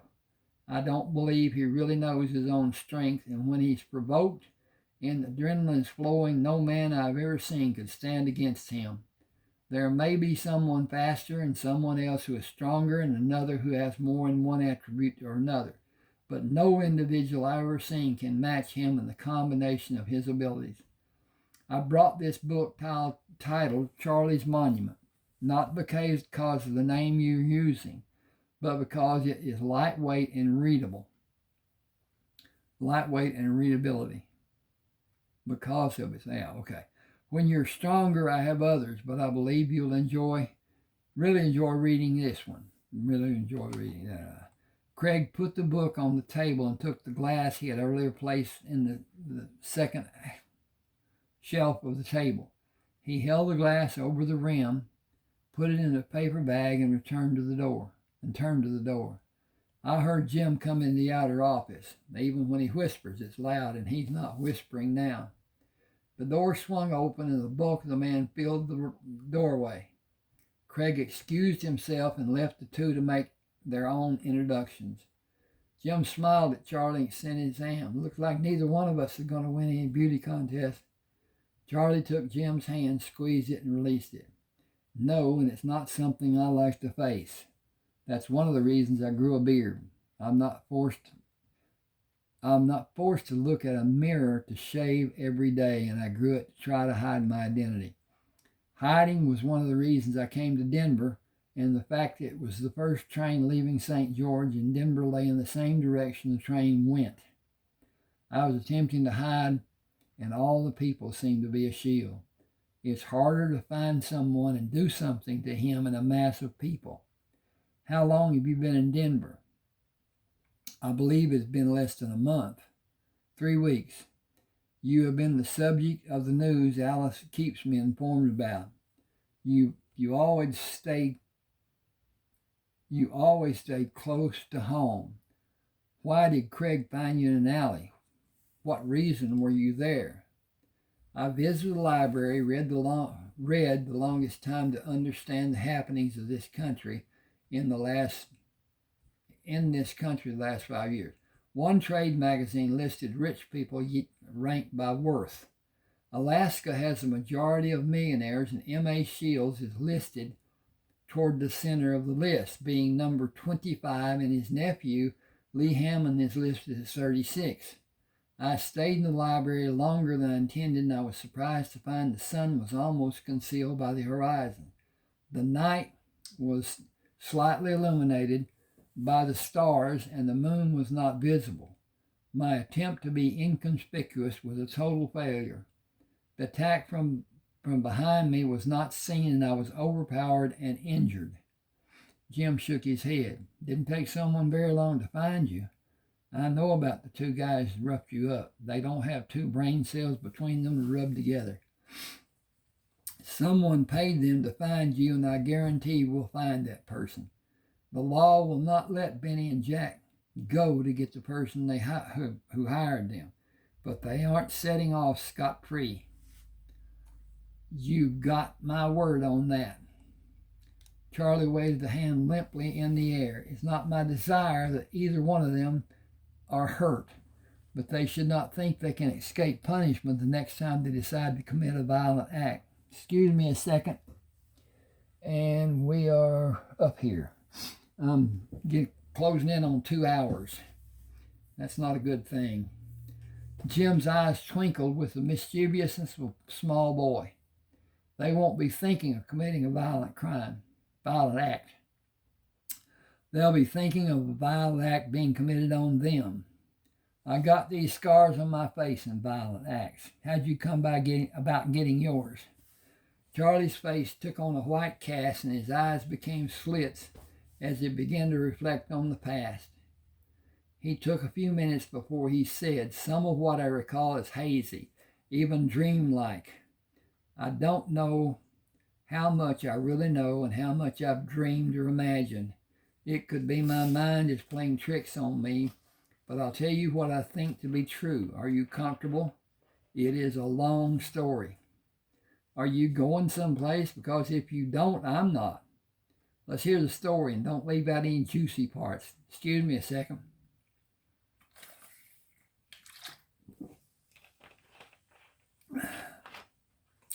Charlie slapped Jim on his bare forearm and laughed.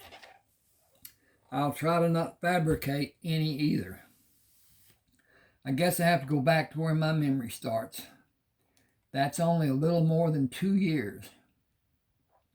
I remember a small room with no light and locked door. It was about 4 feet wide and 5 feet long. I was held in that room without being given food or much water by 2 men.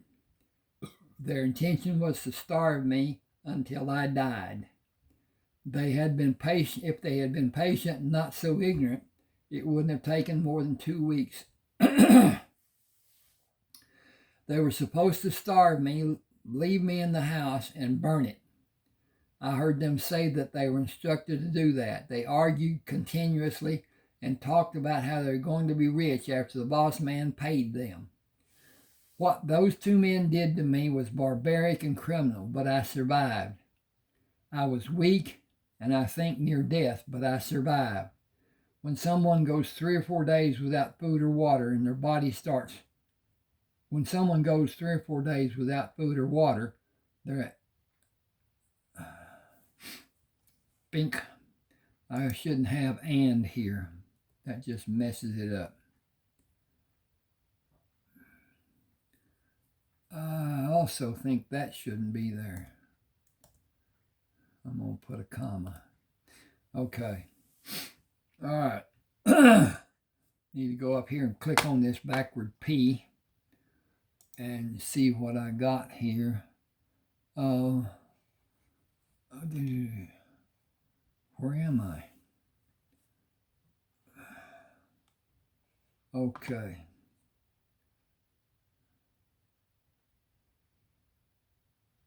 Yes. Okay. We're good. Okay. That tells where all the spaces and whatever are. Their body starts to rebel. And they become sick to the point of wanting to die.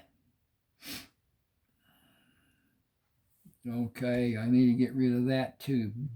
B. Dong, dong, dong, dong, dong. They is a capital. They become sick to the point of wanting to die.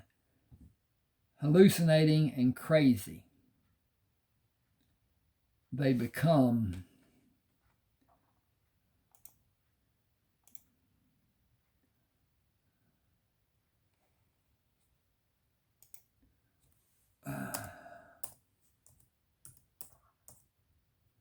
okay.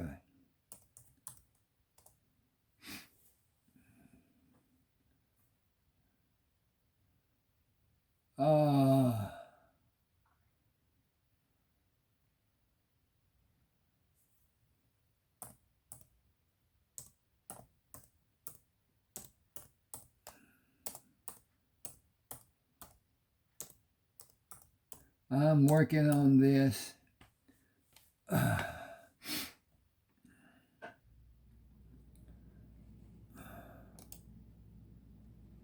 Okay. Okay, hallucinating and crazy becomes their normal. We will see to what degree their statement of will and will not changes. We will see to what degree. Yeah. Anyway, I'll leave out what I killed and ate, but none of it can be found on the menu at even the sleaziest cafe. I ate everything that became available.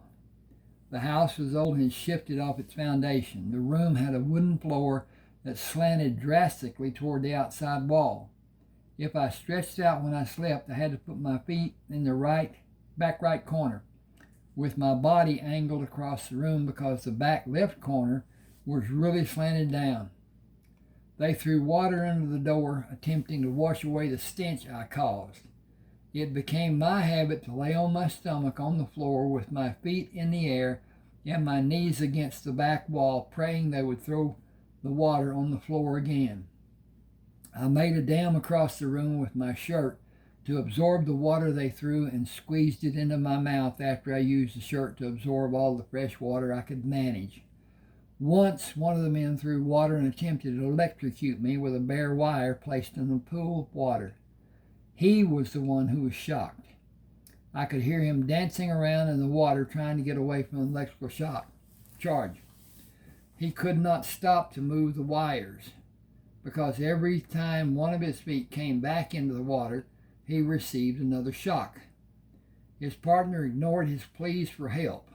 He simply would not help him. I must believe he seriously considered allowing the electrified man to succumb to have the full payment they were earlier promised.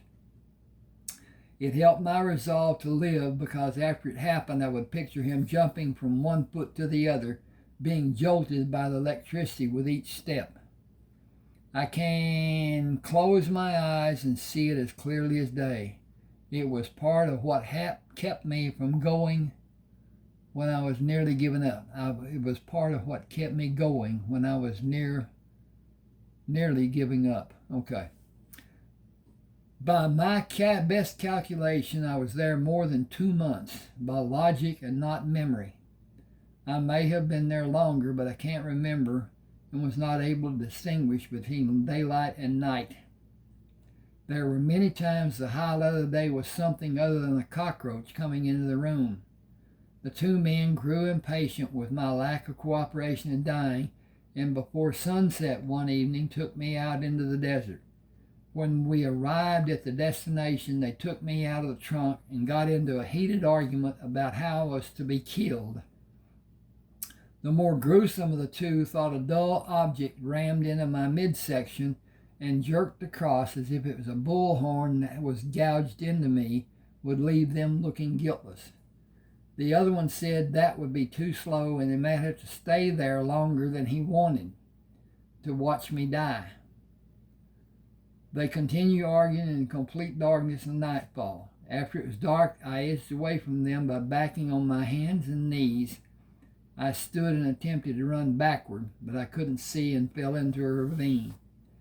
I first struck an outcropping of rock with my right hip. It spun me around and broke my right leg below the hip, and my face hit a jagged rock. That's the scar on my forehead and over my right eye. I fell again and lost consciousness. I must have fallen for some time after I lost consciousness, because I had more injuries than I could remember happening to me. My right leg was broken my right arm was broken above the elbow, and the back of my head was gashed open. The left side of my face was torn. I lost 2 teeth and broke 3 fingers on my left hand. The little one, ring finger, and the middle one. I haven't been able to write with my left hand since the fall. Okay, that's wrong. Give me a minute. Okay.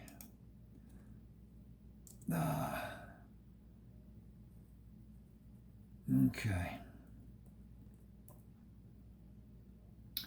R-I-G-H-T period.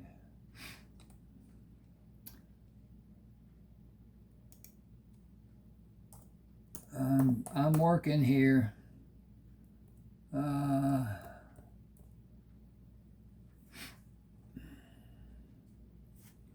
Got 2 G's there, shouldn't have. Okay.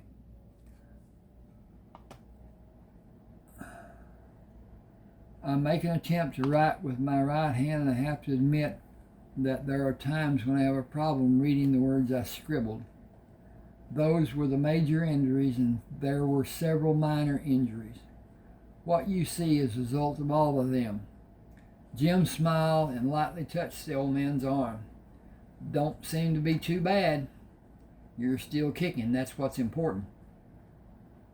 My desire to continue kicking was about gone when I regained my senses. The sun was up, and I never saw the 2 men again.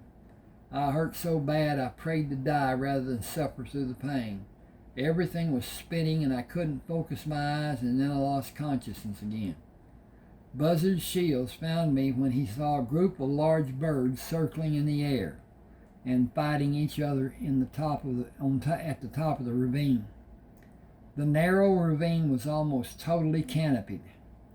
The buzzards weren't able to get to me by flying straight down, and the canopy stopped the sunlight from getting to me almost the whole day. I couldn't move, and ants were stinging me. Other insects were biting me.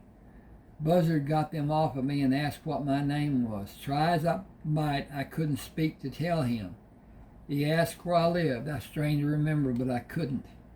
My memory, except for bits and pieces, seemed to only have congruity beginning with those 2 men in that dark room. I lost consciousness again. I think I remember things, but it's like I'm in a dream and I can't move far enough or fast enough to catch up. I can't quite grasp what I think I remember.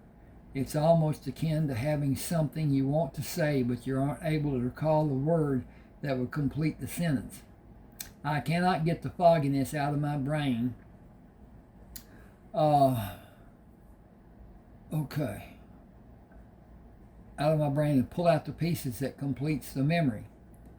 Anyway, Buzzard set my leg and I lost consciousness.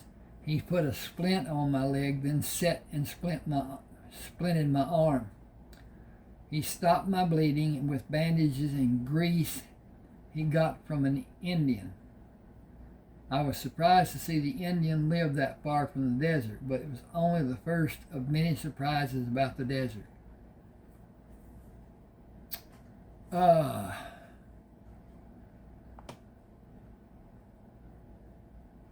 Okay.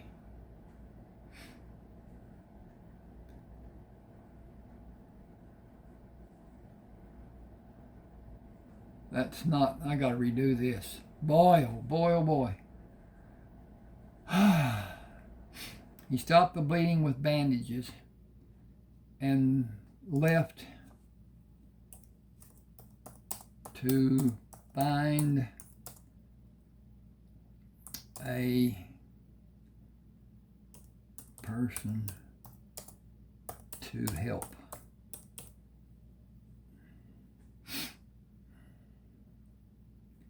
Okay, where am I? I was surprised you didn't.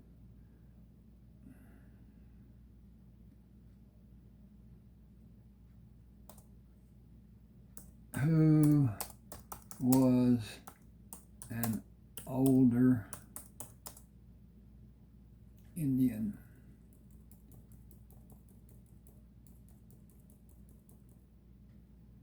I gotta go back here. Sorry about this.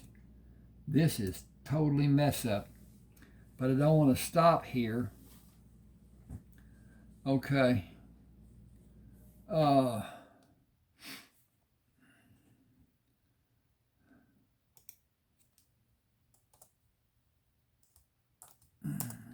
doctor came to help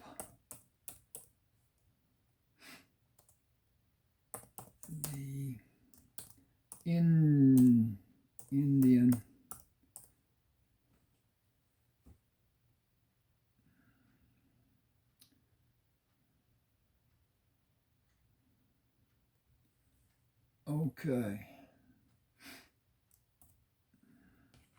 Buzzard and the doctor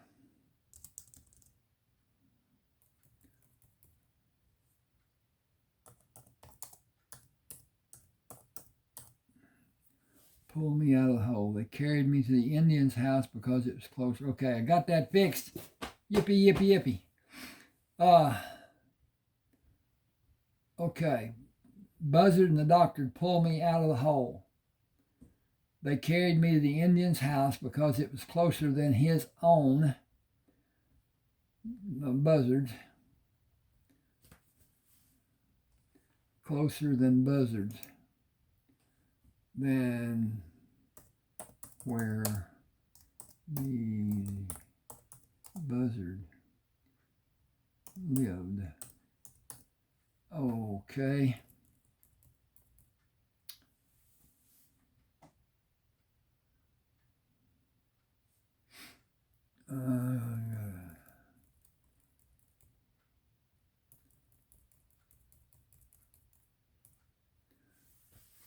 Okay, it was closer than where Buzzard lived. The Indian never said much to Buzzard, and even less to me.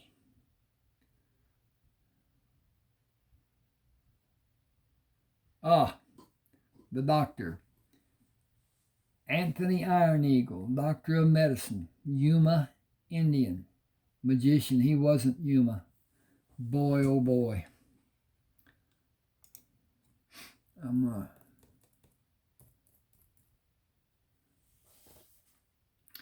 Indian, magician, and saint.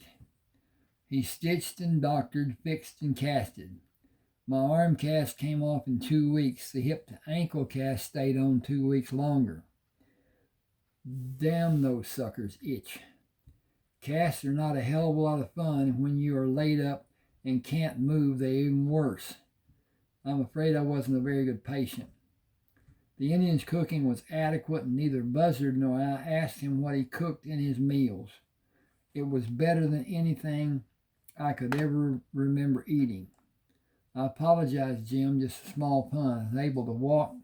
I was not able to walk for 8 more days because of the pain and the lack of strength. If I could ever find the guys who did that to me, I could shoot them and kill them, but I could never do what they did to me. I would never dream anybody could be that cruel or sadistic. Hang with me just a second. I gotta hit this, hit this, hit this. Saved it.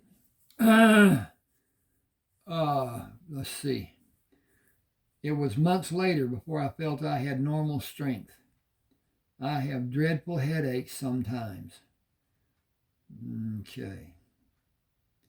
And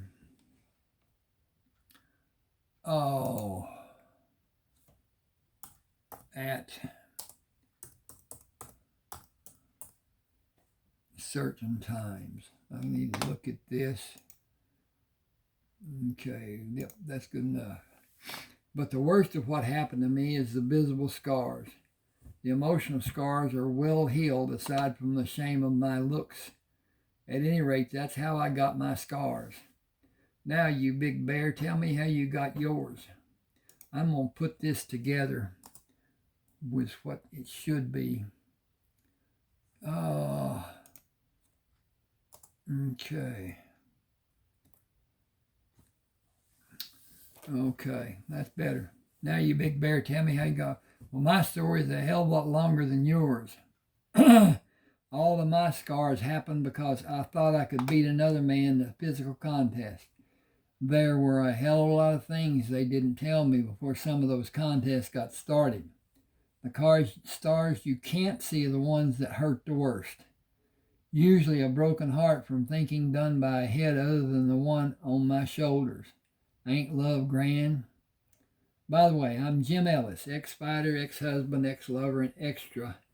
The old man broke in. I'm so ashamed of the way my face looked, but yours doesn't seem to bother you. You hide it very well if you do mine.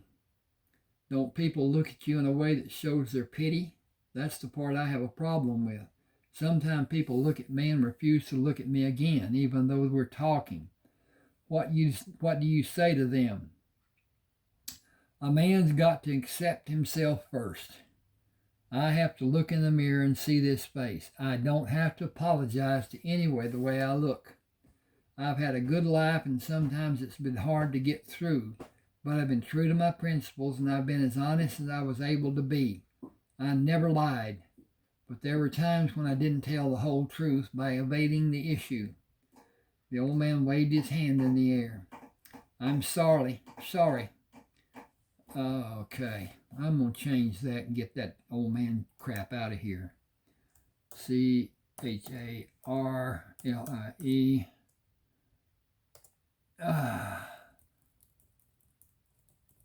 Ding, ding, ding, ding. Okay, got that fixed.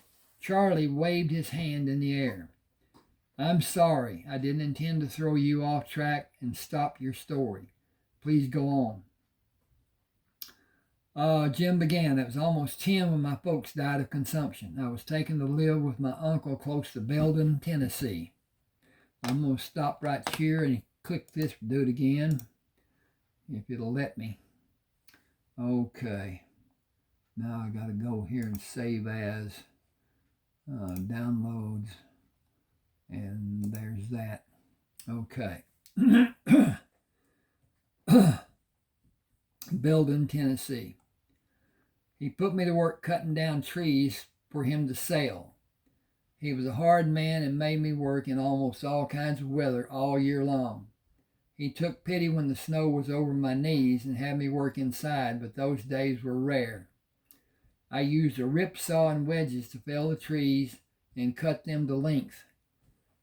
Mose Durham loaded the logs and hauled them to a sawmill. He taught me how to handle a team and used me to unhitch and hitch the teams. I'd handle one team and Mose would handle the other, loading the logs. It was dangerous if one team outpulled the other. Mose wanted me to work for him, but my uncle wouldn't hear of it. He would have lost all the money from the logs. I worked hard hoping he would pay me, but generosity wasn't his strong suit. I outgrew my clothes, and at first he wouldn't allow me to have others. He had a woman he was sparking, and she gave me clothes that had belonged to her brother and others that belonged to her husband, who had killed each other in a gunfight. None of the clothes fit, but I'd roll up the shirt sleeves and pant legs and tied the pants around me with a piece of rope. The boots were my biggest problem, but I learned to stuff the pant legs down in the tops of them and not walk fast. I had to take the boots off if I wanted to run. I lived with him for more than 4 years until I was 14 years old. He worked along with me at first, but as I got bigger, he mostly just made corn liquor whiskey. He sold most of it, but drank what was left. He was a mean drunk and beat me. I called him Toby once, and he really laid into me with a hickory stick. As I got bigger, I never did hit him, but I wrestled him when he got drunk and mean. He finally got to be afraid of me and pretty much left me alone, but he still made me work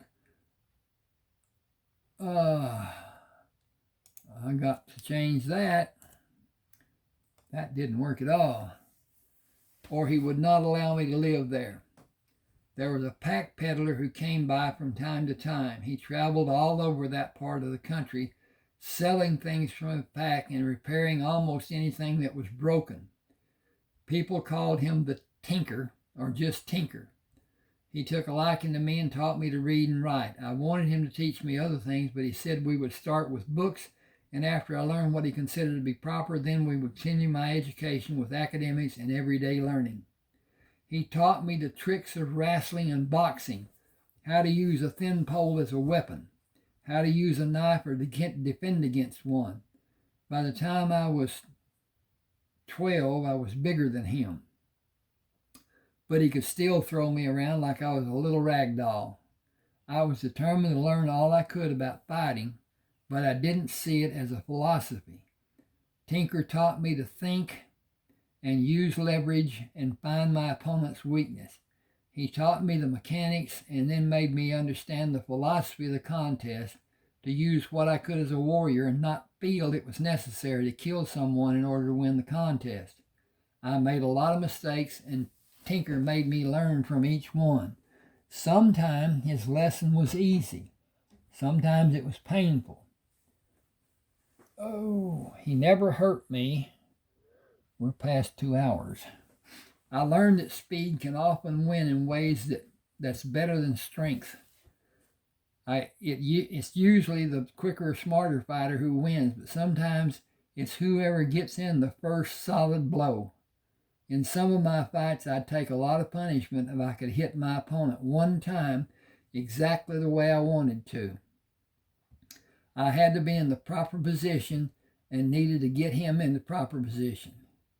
I abused what I learned from Tinker all my life, but the best thing he taught me was to see how others made mistakes and learn from them to avoid doing them. Doing that has saved me from a bunch of hard knocks. Uncle Toby made a bad batch of shine and got sick and died. But before he died, he sold me into an apprenticeship.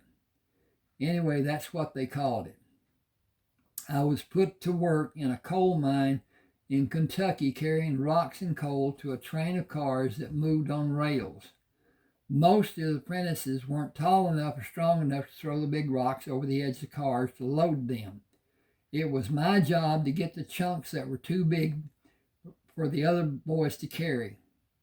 When a smaller boy left a rock in the cars, I would load it after I loaded the rock that I carried. Some days I spent most of the time standing at the car and loading the big rocks that others carried. They were brought. The straw boss was paid by the ton of the rock, and the coal that was taken out of the mine was ton by the rock and the coal that was taken out of the mine. And we were supposed to be paid by the ton, but he kept most of the money and paid us anything he wanted. Sometimes he did not pay us because he said he had not been paid. He was a mean man and a hard taskmaster. He got a little full of himself and decided he needed to take me down a peg or two to make the other boys respect him more. He started, but he couldn't finish, and after that, I had to leave. I had been there more than 2 years. They wouldn't pay me all the money I had coming. They even took my boots away from me. I went back to Uncle Toby's place, and when I came up the house, found a pack of varmints living there. I didn't know what else to do, so I went to Dora's place. The woman Uncle Toby was sparking and stayed there with her and slept in the barn. Then Tinker came around. He gave me a pair of moccasins to wear and sent Dora's brother down to the settlement with a message for a man named Clay Greer. Tinker and I spent the night in Dora's barn, and the next morning went to Uncle Toby's place. Tinker helloed the house, and a man inside the house shot at the tree Tinker was standing behind. I think the shot went up because it never did hit anything that I heard. After some of those old rifles have been shot a bunch of times, the rifling simply wore out and the barrel became bell-shaped. That should be the end of the barrel.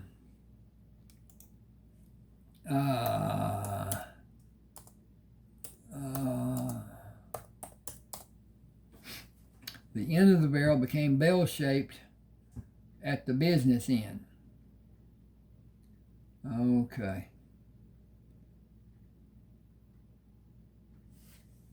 I need to back that up.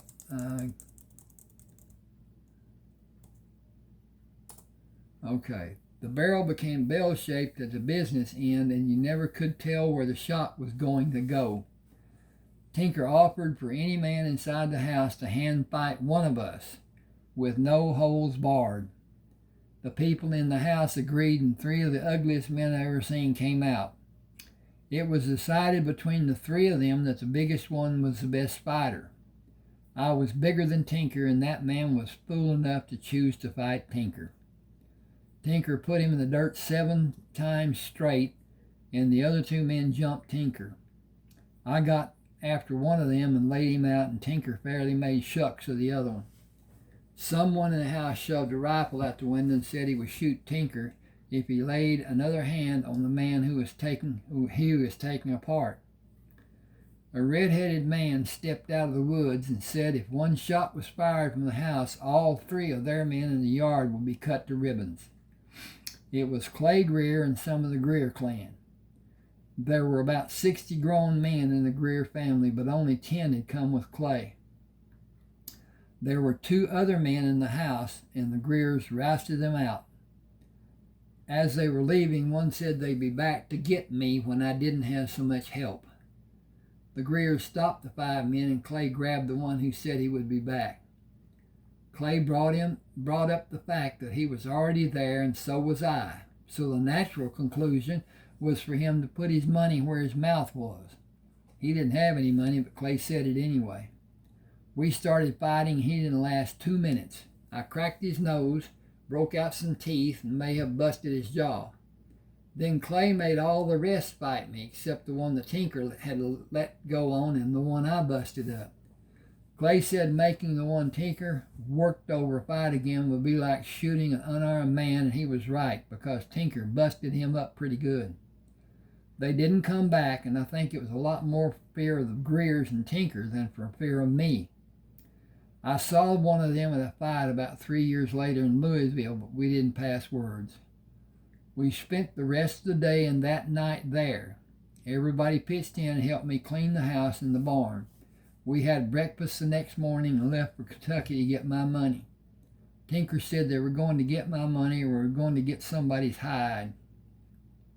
The Greers were ready for either one. It took us 4 days to get to the mine in Muhlenberg County. It wouldn't have taken so long if they had not had so many stills along the way. They say you have to develop the taste for whiskey, but all I ever developed was stupidity. And it seemed I was a lot smarter drunk than some of the Greers were sober. They were really bad drunks. Clay kept them in line, but they still had fun. Tinker didn't drink spirits.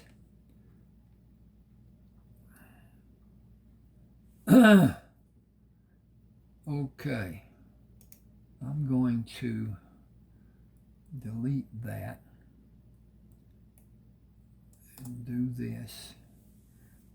Tinker didn't drink spirits. He said if it affected the brain, then it affected the brain. Affected, then it affected. Oh. He didn't know which was which, but both were bad, so he didn't drink liquor. When we got to the mine, Tinker had me stay back so they couldn't see me. He and 2 of the Greers went in and left me and the rest of the Greers hidden. Grady Hines, the mine foreman, said I owed the company money. He calculated my room and board came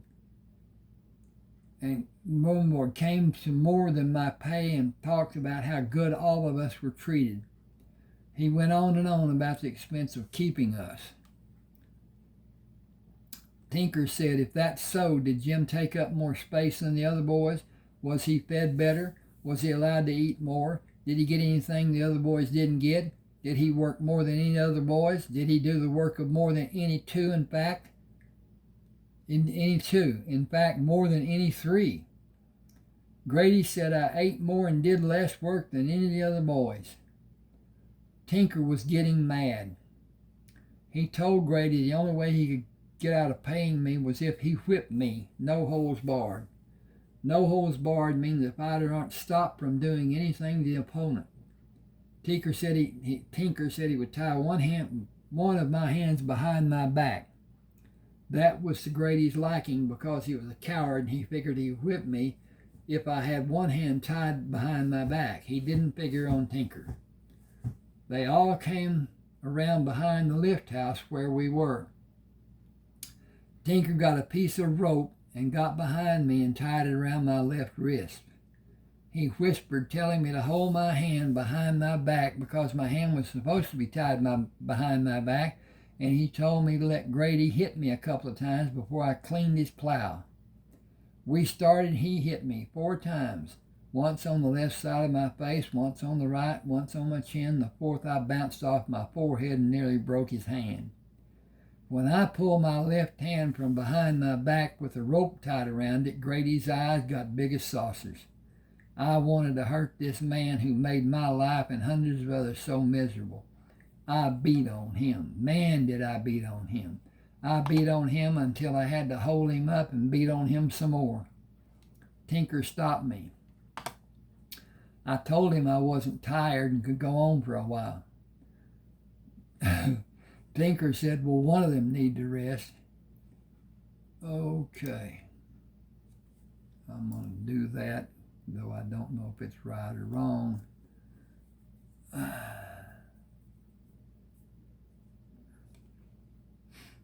I'm going to do this too. Hang with me just a second.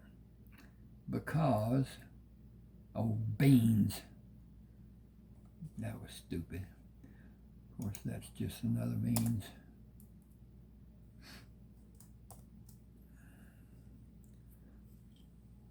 I told him I wasn't tired and I could go on for a while. Okay, I need to just do this instead of what I just did. Okay, and back that off. Tinker said, well, one of us sure needs to rest. I just loved the look on Tinker's face. He told me this is the first time you've had a fight that paid you anything. We can be partners and make money on other fights if you want to do it. You're a willing student and you need to learn more if you're really going to be able to win big. I can teach you why you're fighting for prizes. If you are willing to sacrifice some of the things that a young man sees as necessary pleasures, you can be a champion. You can be the champion of the world. You have the size and the talent. It won't be easy, but you can do it if you want to bad enough, and give yourself time to do right. I told him that I would do anything it took to be a prize fighter. Little did I know about doing almost everything to be a prize fighter. It came close to being everything anyway. That day I started my career as a fighter. Today when a man steps in a ring as a professional, he's a boxer.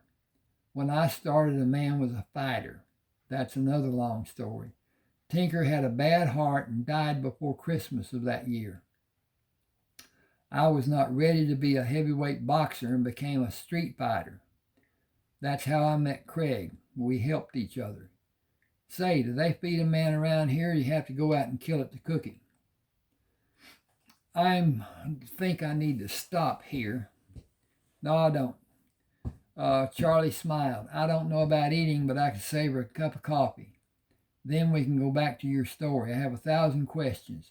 You've only touched on the high points and left out parts. I would like to fully get into and understand even down to the smallest detail. One of my strongest interests concerns you and Craig formulating a plan of helping each other. The two of you have been close for a long time, haven't you? You have an extremely strong bond between the two of you. You both watch each other's back. His countenance fairly lit up with love when he heard you outside. I would relish hearing about the adventures of the two of you experienced. Okay, I'm going to stop here, and I'll do a fourth part. This is the third part.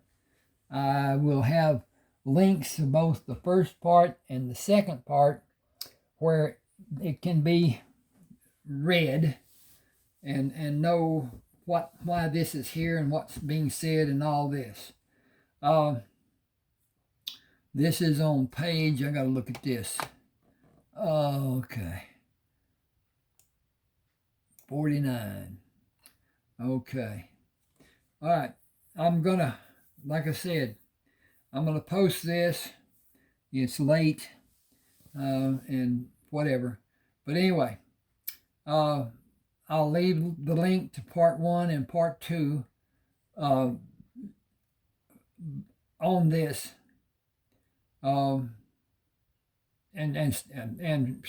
so whatever. Anyway, I'm discombobulated. Thanks for being with me. Please subscribe to my channel. Hit the like button. Do a comment. The algorithm that YouTube uses likes that and helps with whatever can be done and whatever. But at any rate, hope you enjoyed.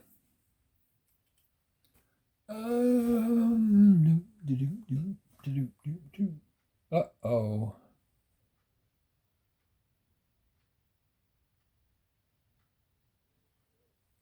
Okay.